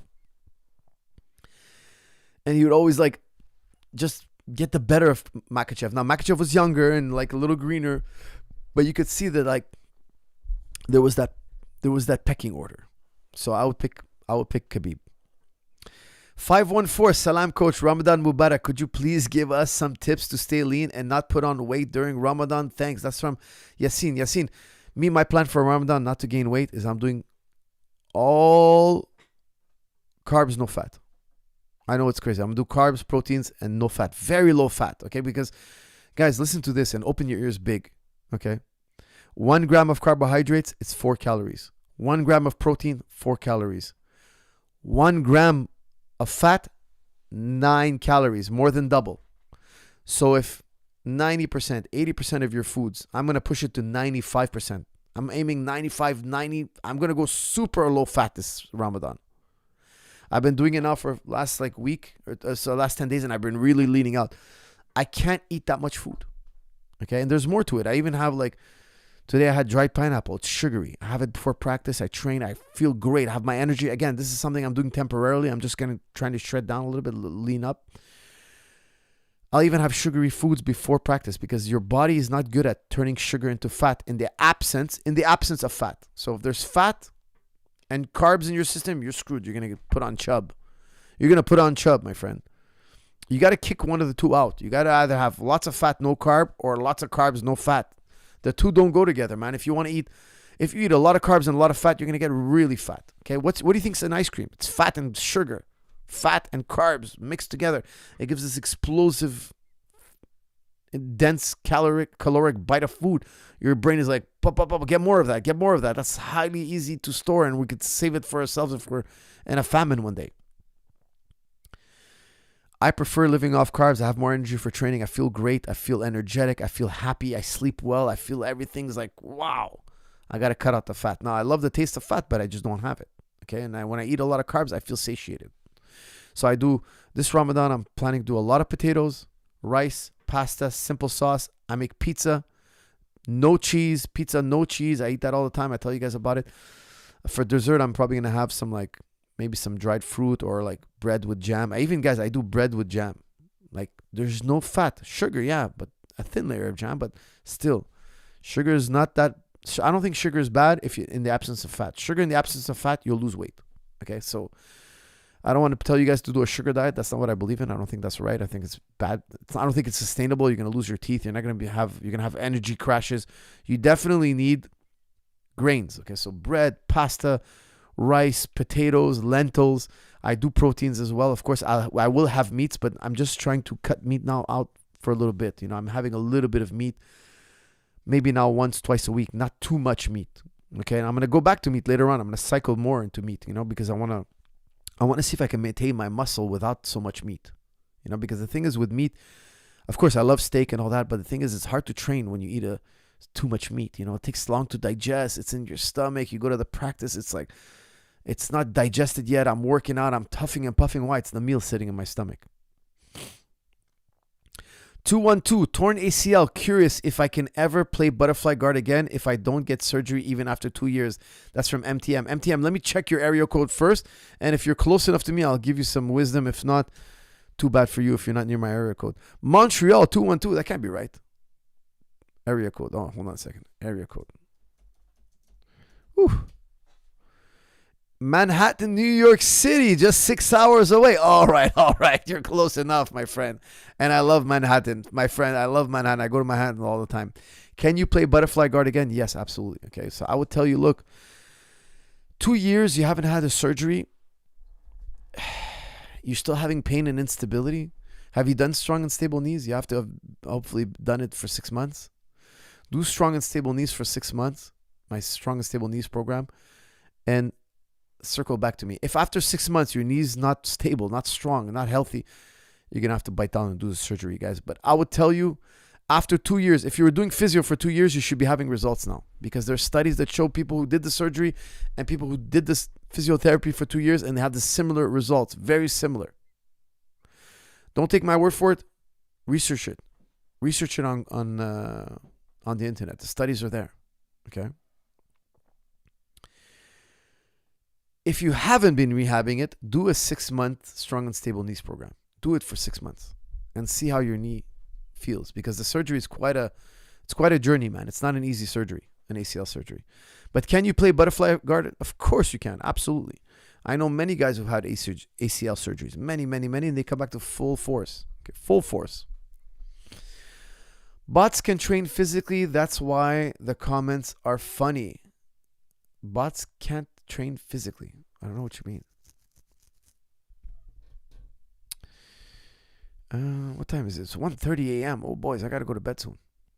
613, coach. Been training Muay Thai and BJJ for a year and a half. Hold on. Let me search your area code before I answer that. Hold on. 613. 613. That's from Ontario. Covering Ottawa and Southern Ontario. Okay, man, that's close. That's close to me. The 613. What's up with the 613? Coach, 613, been training Muay Thai and BJJ for a year and a half. Had 2 kickboxing smokers and 1 MMA fight. I wrestle at school and I'm taking time off MMA to focus on school. Wrestling tourneys, is this bad or good? I think it's good, my man. It's okay to focus on one martial art and let the others kind of hang back a little bit. That's okay. You're going to go through cycles of training. That's what cycling is for, because you can't do everything under the sun at once. It's not really feasible, okay? But I really believe in keeping up a good shadow boxing routine as long as it's at least once, twice a week. You know, that's don't go to 0. You know, that's my opinion. Guys, don't forget to check out Apex Meditations, guys. It is a life-changing app. I promise you all, you'll be hearing a lot about Apex Meditations because people are going to get it. They're going to love it. Get the discount now. There's a discount on it. Make sure you pick up the life-changing Apex Meditation app. There are new book meditations every week.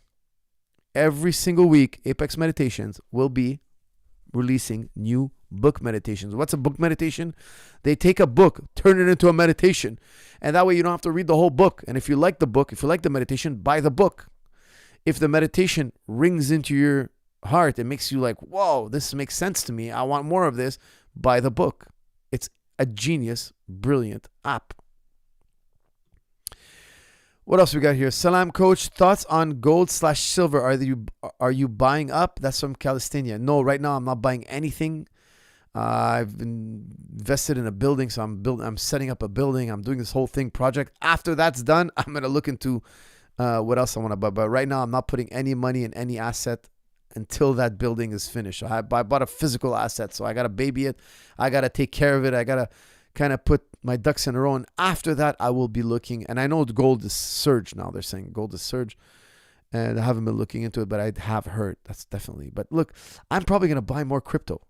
I just think gold is great, but I don't know why. I just have such a faith in crypto. Mike Goodwin says, what is the guard pass move you do at 8-3-28 on vid Coach Zahabi versus Haytham? Let's look that up. Coach Zahabi versus Haytham. That's my own content, so I can put it up. I will put it up on the screen. Hold on a second. Let me look it up. Let me get that video for you guys. YouTube 328.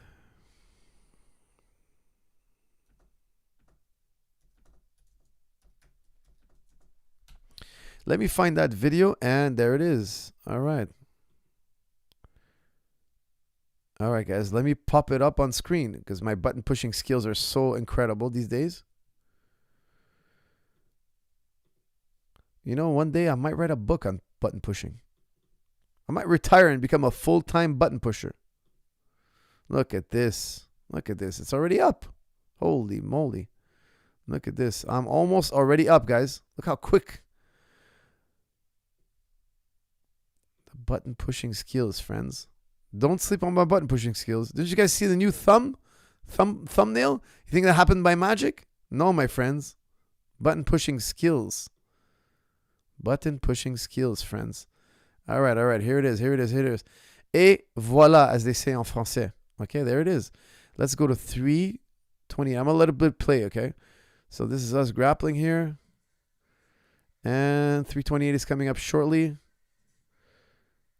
Okay, this is one of my students. I was in San Diego. He was hosting me, and we said, hey, let's do a video of us. We're training. So we're like, oh, let's follow our training. Okay, so let's see. It's coming up. I got a headquarters position here. He went to full guard. He's pivoting around. And 3:28 is coming up. Okay, he's playing a little headquarters here. De La Hiva. Let's see what happens. Oh, it's just a simple leg drag.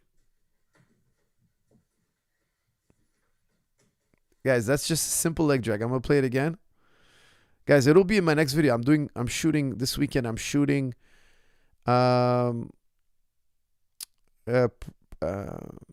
side-to-side progressions. Guard passing side-to-side progressions. So how to pass a guy side-to-side, side-to-side, side-to-side, and progressions. You're going to learn progression 1, 2, 3, 4, 5. By the time you get to progression 15, 20, you're going to understand how to pass side-to-side. Now here it says rematch after 10 years. We used to roll together in college. We used to have a jiu-jitsu club in college. So now we haven't rolled in 10 years. This is our rematch 10 years ago, 10 years later. All right, so here it comes, 328. I'm just going to grab his right leg. I'm going to drag it across my body. It's a very simple drag. You know, he's a family man. He's a button pusher himself, okay? He works in computers. And, you know, didn't keep up with jiu-jitsu like I did. You know, I've been training jiu-jitsu 2 times a day, every day for 10 years. And now we're having a rematch. It's a playful, just a fun little thing we did, okay? So nobody take it seriously. We're just kind of joking around. Obviously, he hasn't been training. He was training a little bit, you know, living in San Diego. He was doing some jiu-jitsu, but he wasn't like full-time all the time, 24 hours a day, you know.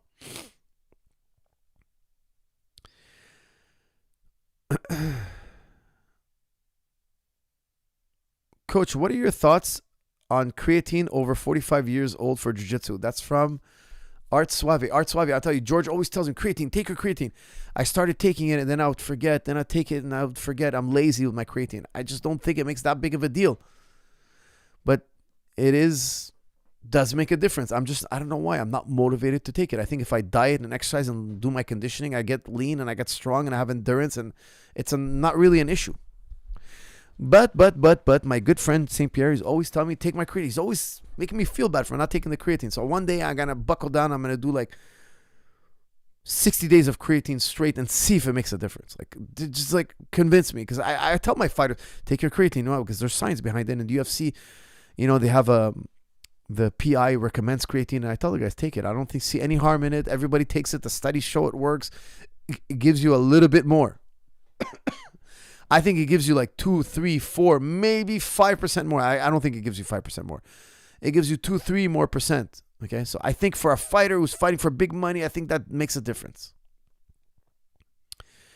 I don't think it moves the needle that much, you know. So, but there's no harm in taking it, especially if you're not eating right. If you're not eating flesh foods, you're not getting the right amount of nutrition. The supplement might make a lot of sense for you.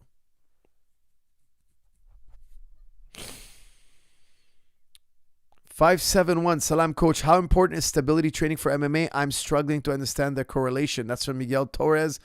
571, hold on. Before I answer your question, I need to know exactly where you're from. Was it 571?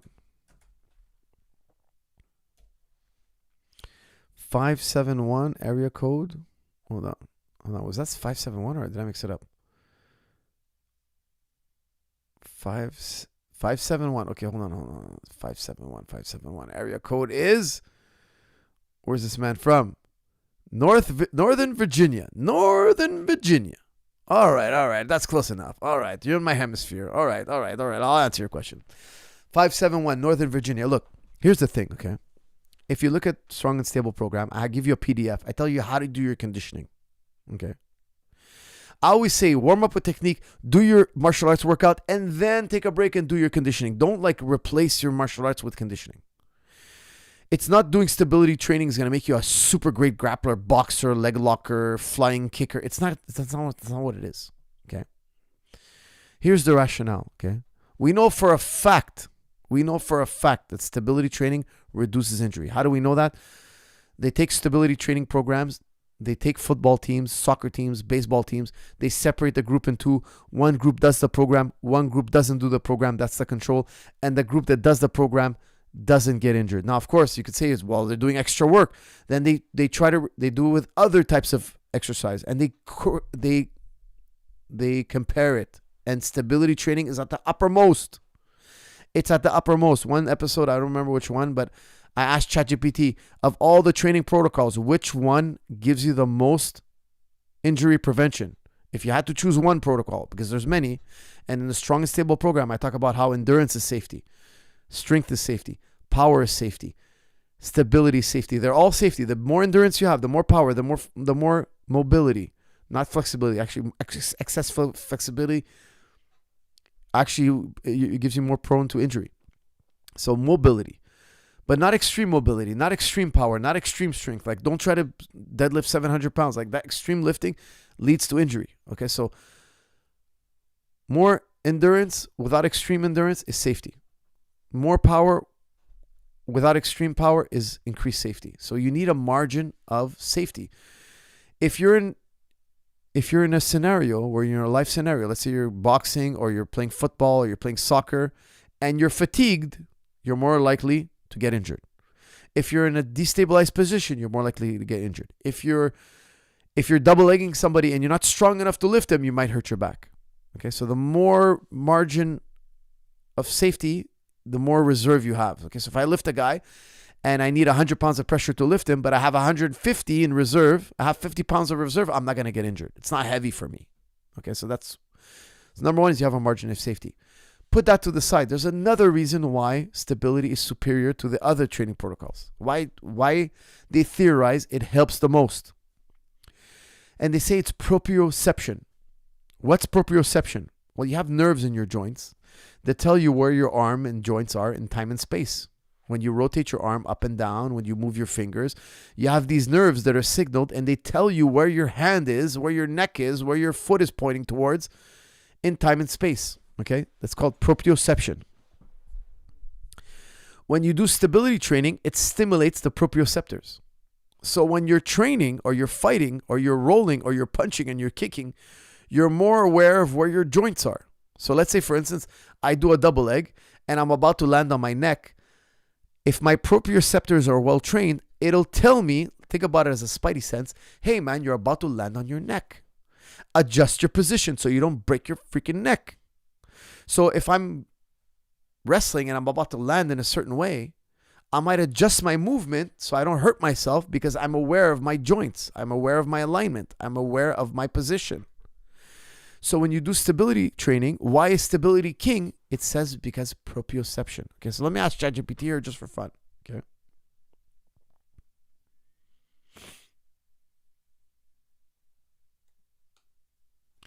Hey chat, of all the training protocols, endurance, strength, rapid force development, stability, which one protects the joints the most? Each of those protocols plays a role in protecting joints if done right, but if we had to pick one, stability training probably stands out. It focuses on controlled movements, strengthening the smaller stabilizing muscles around joints, and improving balance. That's like giving your joints their own set of armor before you start loading them with heavy lifts or explosive work. Of course, a well-rounded routine combines them all, but stability is your baseline joint insurance. Does stability stimulate the proprioceptors? Exactly. Stability training is a big friend to proprioception. When you're working on balance or controlling small stabilizers, your body's sensory receptors around joints and muscles are constantly firing, telling your brain exactly where everything is. That not only improves coordination, but also helps protect joints, since you react and stabilize faster. By reacting and stabilizing factor, isn't that the true reason why stability training protects the joints? You nailed it. When you react faster and stabilize in time, you avoid those awkward wobbles or missteps that can tweak joints. Stability training essentially teaches your body to catch itself before something goes wrong. So yes, that proactive... Okay, guys. There's a lot of research on this. It's not perfect research. Believe me, exercise science research is not perfect. That's why we're always reviewing, always studying, always trying to find the next way to do it. But here's the thing. I talk about stability training. I give you a PDF and I tell you, look, stability training, you do it every third week. Every fourth week. Not third week, fourth week. Why? Because here's the thing. You can only train 3 hard weeks in a row. I don't want to get into all the details why, but if you train 4 weeks hard in a row, you're kind of shooting yourself in the foot. Okay, so imagine you train week 1, you do a lot of training, you're pushing yourself. Week 2, you're pushing yourself. Week 3, you're pushing yourself. Week 4, you got to chill. You got to go in the gym. You're going to be feeling a little bit sore. You're going to feel, it's okay. It's normal. Do less. Do less. You're actually going to pass the guy who's doing more on week 4. This is called cycling, guys. 21 days of hard training. That also includes a day off or 2 during the week, okay? So you do 5 or 6 days a week training for 3 weeks. Then you got to chill. You got to slow down. I say in the book, it's a perfect time to do stability training. Do the stability protocol. Why? There's another major factor of stability training. What's so amazing about stability training is it doesn't make you sore. It doesn't cost anything neurologically. It's actually therapeutic. You actually feel better. So imagine your back is sore. Then I make you do some stability exercises for your back. You find them in strong and stable knees, strong and stable back. You actually feel better the next day. It actually loosens up the muscles. So it has that benefit. You do an active rest. So for me, every 4th week, or every third or fourth week, I throw in some stability training. Yesterday, I didn't roll last night. I rolled during the day and I didn't roll at night. And my legs were tight. My back was tight. I said, you know what? I don't feel like I'm going to roll. I did technique, and then I stood on the stability ball. I squatted on the stability ball. I did a isometric hold, and that was it for the day physically. The next day, I had zero soreness. I felt better. So stability training is also very therapeutic. There's so much to it. I could talk about it all day long, but I don't want to. Okay, I think that's plenty for today. Include stability training. Don't make it the focal point of your training. Don't do 8 hours a day of it. You don't need that. Okay? 20% of your training should be fitness. 80% of your training should be combat related. If you're a martial artist. All right, guys, I got to start winding it down because I am in Montreal. It's 1:49 a.m. Wow, this is crazy. Guys, I'll be podcasting tomorrow again. Okay, so we will hit this again tomorrow. Give me something funny and light to sign off on, and then let's do it. Standing on my stability ball helped so much with my hips. That's from Parag. Parag, 100% agree. The best thing for hips is standing on the stability ball. Make sure to do the progressions. It's not easy to do, but it's not hard either, okay? It just takes a little bit of practice, 2-3 weeks. You're standing on the stability ball. And then for the rest of your life, in my opinion, the lower part of your body is taken care of. Then you got to work on the upper part of your body, okay? So that includes the spine, chest, back, shoulders, elbows, wrists. But the lower part of your body, in my opinion, is solid, okay? All right, guys, let's sign off at something really funny and easy. Epstein Island, are you invited? That's from Yash. Yash, I don't want to be invited. No thanks. That's an invitation I would turn down. 613, Jonathan Warren's video is a critique about Dr. Mike Israel. I have trouble saying his name. And how he compromises his posture by extreme poor biomechanics. The guy moves like a toddler and he breaks down the biomechanics. That's from Hassan. Hassan, I'll try to check it out. I'll try to check that out. It sounds interesting, but again, I'm not telling you I believe the guy. He might be completely wrong, so I don't know. Coach, thoughts on a recent movie you watched and enjoyed? That's from CSS. I can't think of any movie. What have I watched that I actually enjoyed? Can't really think of anything. Coach, what's the hardest strike you've hit someone with and hardest strike you've taken in sparring or fight? That's from Andrew. Andrew, I've knocked out a few guys in my amateur career. Believe me, I put a lot of guys to sleep. One guy, I knocked him out real bad. I'd love to find that footage one day. It was a kickboxing fight. He was out for a while. The match lasted a minute or two, and he was out for longer than that. The doctor spent quite a time in the ring. It was an amateur glove too, 10-ounce glove. The guy was out bad, real bad. They had to wake him up and tell him where he is, kind of thing. I've never been. One time I got hit. Okay, I got hit in the elbow, boxing. But what freaked me out wasn't the shot. My spinal cord. I'm not kidding you. This never happened to me after again. Okay, my spinal cord did a weird like a domino effect. It went it's like a wave. I was like, whoa! My spine completely shifted. The guy hit me in my body, and it wasn't the hardest hit, but I feel, oh my God, my spine is unstable.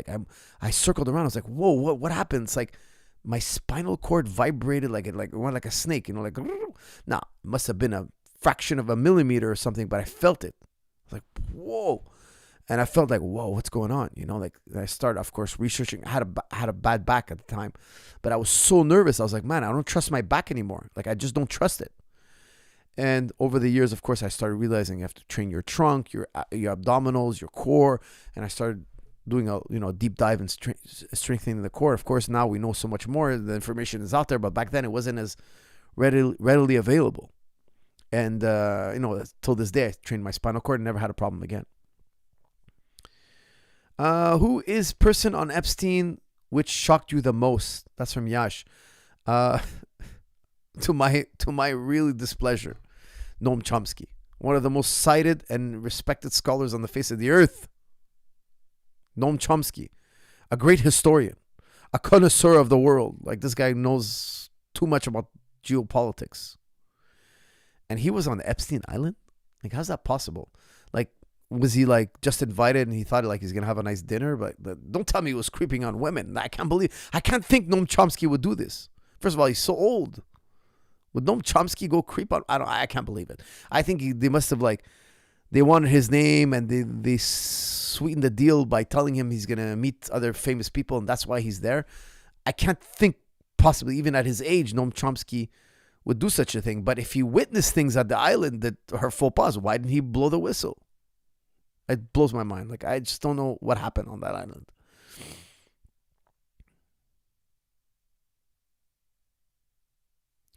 Coach, let's watch one of your old fights. That's from Mike. You know what's crazy? Because I'm doing a podcast with George St. Pierre and I have my old fights and they wanted to play them. And I said, guys, they're on video cassettes. I have my old fights. But who has a video cassette player? And how do we convert it to digital? I'm sure we can find the guy. It's just going to take time. I would love to put my old fights on digital. It'd be cool. But they're all video cassettes. I don't have any fight on CD or DVD or digital. Guys, I'm 46, man. I'm 46. When I was fighting, it was camcorders. There was no iPhones. There was no iPhones back then.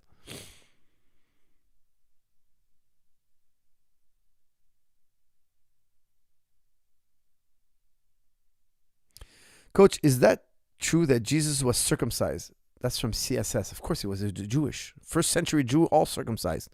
Till this day, all Jews are circumcised. Of course, Jesus alayhi salam is circumcised. No doubt about it. 438/450. Hey, Coach, I'm JF from NDG, and I hear there's a red-headed man stealing all the neighborhood's ladies. That's from Shoryu. What's that? There's a red-headed man stealing all the neighborhood's ladies. I'm not sure what you're referring to. JF from NDG 450. That's my neighborhood. I'm not sure which red-headed man you're referring to exactly. I'm sure that's an inside joke in the gym, but I'm not.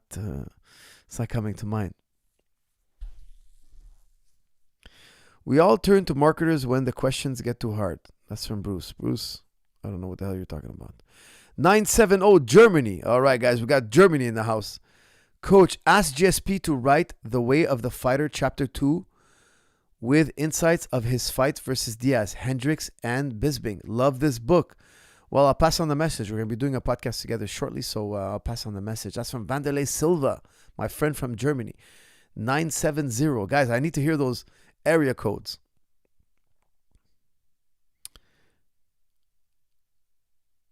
Coach, have you figured out the Iranian knee tap system yet? That's from Miguel Torres. No, I haven't. Unfortunately, I haven't. There's no knee tap like the Iranian knee tap. They're the best of the best. One day, hopefully, we decode it, but it's quite astonishing. All right, guys, give me something funny. I've been asking you guys for 20 minutes here. We got to do it, please. Gentlemen, please. Tomorrow, I'll be podcasting again, I believe. Okay, so I should be podcasting every day up until Ramadan for Apex Meditation. Okay, so up until Ramadan, then I'm going to take a break from during Ramadan. I'm going to podcast maybe once, twice a week, but every day until Ramadan for Apex Meditation. Guys, this episode is brought to you by Apex Meditation. I told them I would do episodes for them, but up until Ramadan, and then after that, I'm going to take a little break. Coach, why don't you buy a supercar? You're rich. That's from Gabriel. Gabriel, why would I buy a supercar? What do you need a supercar for? Where am I gonna park it? Where am I gonna put it? I have to drive something in the winter. I'm not too into cars. Don't get me wrong. I'd like to drive a supercar, take it around a few laps on a race car, see what engineering built. It's amazing. Wow. I love to hear about it, how they invented it, how they came up with it, how the history. I'm fascinated with those things. But would I own one? No. It just doesn't float my boat. It doesn't excite me enough.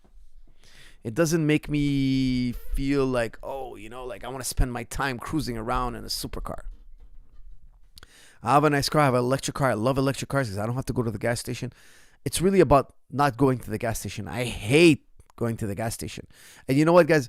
When I was in college working, I was a gas attendant. And I just realized maybe that's why I hate pumping gas, because I did it for so many years. I'm so sick of taking that stupid nozzle, sticking it in the car. I've done thousands and thousands and thousands of hours of that because that's what I used to do for years. I used to pump gas, go to school, train jiu-jitsu, pump gas, go to school, train jiu-jitsu, wrestling, boxing. I was pumping gas. I was a gas attendant. And now, I'm much older and I'm like, I don't want to go to the gas station. I hate the ritual. I hate that ritual. Even though I used to like the job. I guess I'm fed up with just the smell of gas even.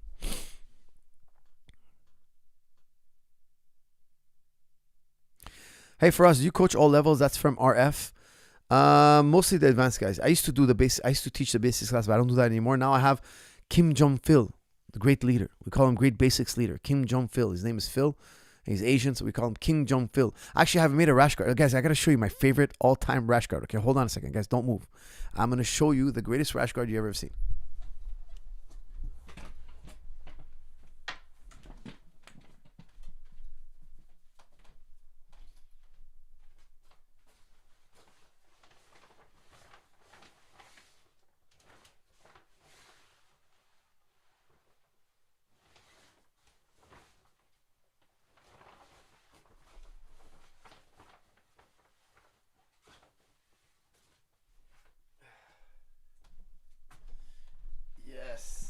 Yes, this is the greatest rash guard you will ever see. Friends, let me tell you something. When I wear this rash guard, I have never been tapped wearing this rash guard. Never.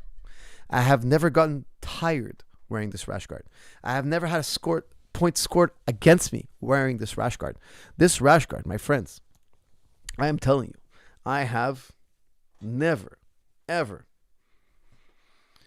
been taken down, swept, submitted, passed, choked, armbar, joint locked, anything since I've been wearing this rash guard.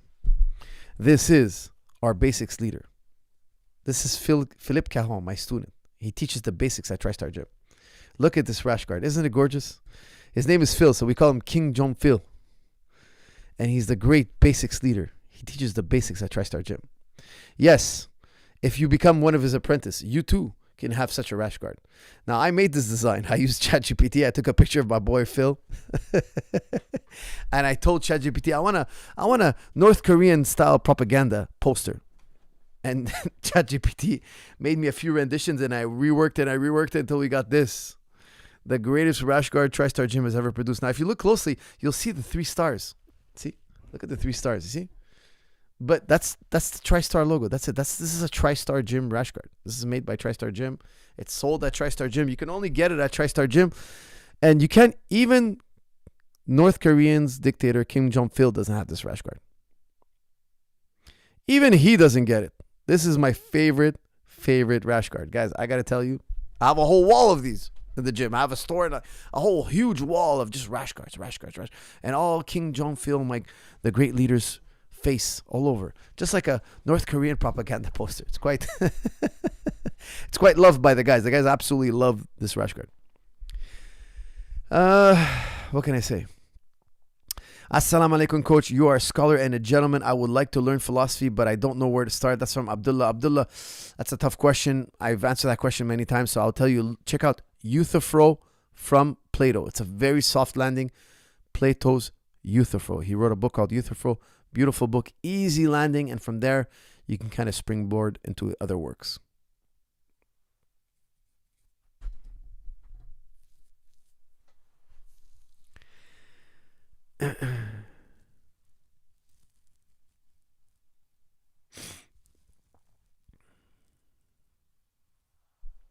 I know a guy who got snapped down twice in a row and face planted on the mat. That's from Miguel.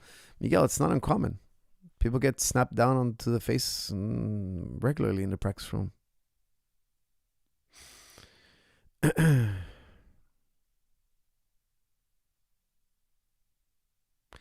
Coach, if you train for your basics too, you have a bow to a picture of this Philip individual. That's from the nomadic. Nomadic, if you don't bow to the rash guard, he'll make you bow. Okay? We don't call him great for no reason. You'll have to bow. You either bow willingly or unwillingly. We're going to make you show respect to the great King Jong-Phil. Look up Diogenes. Everyone too. Well, I know Diogenes quite well. We don't have much material on him. He was Diogenes the dog, of course. He did the lewd things in public, and he's quite a character. 519, if you could go back in time and be a UFC fighter, do you think you would have been a champion? That's from Faizan. Faizan, it's hard to say, like would have, could have, should have. 519, hold on, I just want to see where you're from.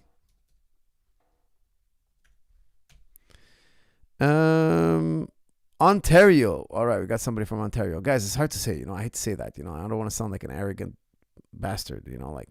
But you know what? I'm doing a podcast with George, and he's probably gonna bring up the practice room back in the day, and he'll let you guys know what it was like. Because it's kind of weird to ask me that question. Start him with the Critique of Pure Reason by Kant. That's from ITS. That's obviously being ironic. Kant, even professional philosophers have a hard time understanding Kant. Okay? Regular people don't even try to read Kant. Like, you have to be an expert in philosophy. You have to be a professional to read Kant. Kant gives no examples. He's a hard read, man. Kant is a hard read. 519, London, Ontario. That's from Cold Treasure. What's up, Cold? All right, guys. Come on, man. I got to sign off. You guys are holding me hostage here. We got Cold Treasure with the North Korean flag. A salute to great King Jong-il. Have you seen what has become of Nam Pham? He's showing serious signs of CTE and still fights. That's from Eric. Eric, I hope he's not still fighting. I saw a video of him, and it's very unfortunate. Very, very unfortunate. But I hope no promoter's letting him fight anymore. All right, guys, give me something easy and fun to sign off with, or else I'm gonna have to abruptly stop this podcast. Appreciate your incredible insights, Coach. That's from Treasure. Thank you very much, Treasure. Appreciate you're a gentleman and a scholar.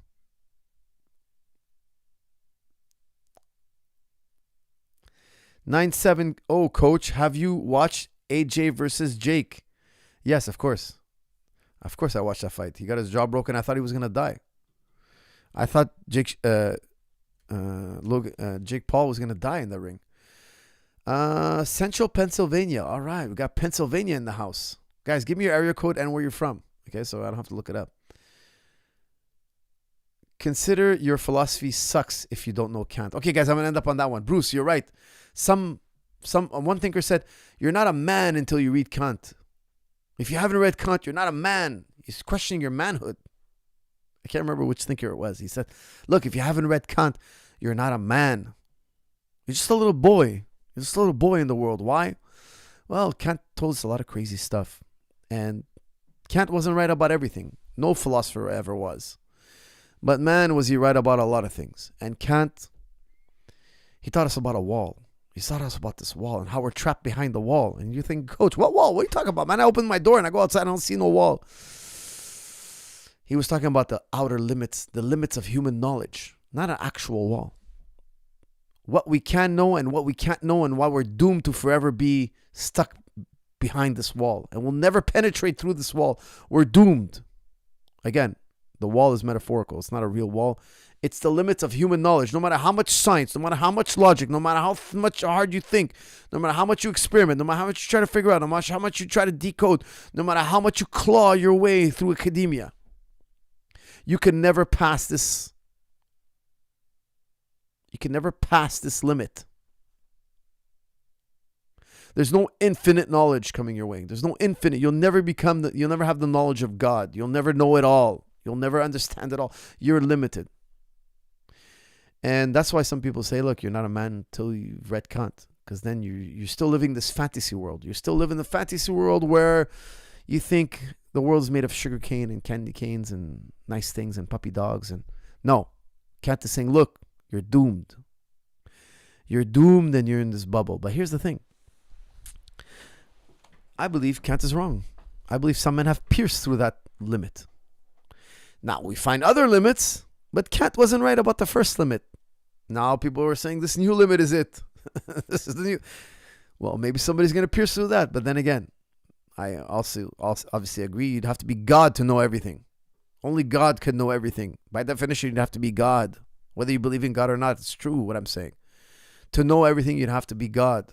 Now, Hegel, another German philosopher, Kant was a German philosopher, Hegel, German philosopher. And Hegel said, look, the whole human experience is because we're eventually going to know and learn and become slowly, all of us, we're going to become part with God. Like he had a point where the human being becomes one with God. Like he starts, ultimately men will be fully aware and knowledgeable of everything.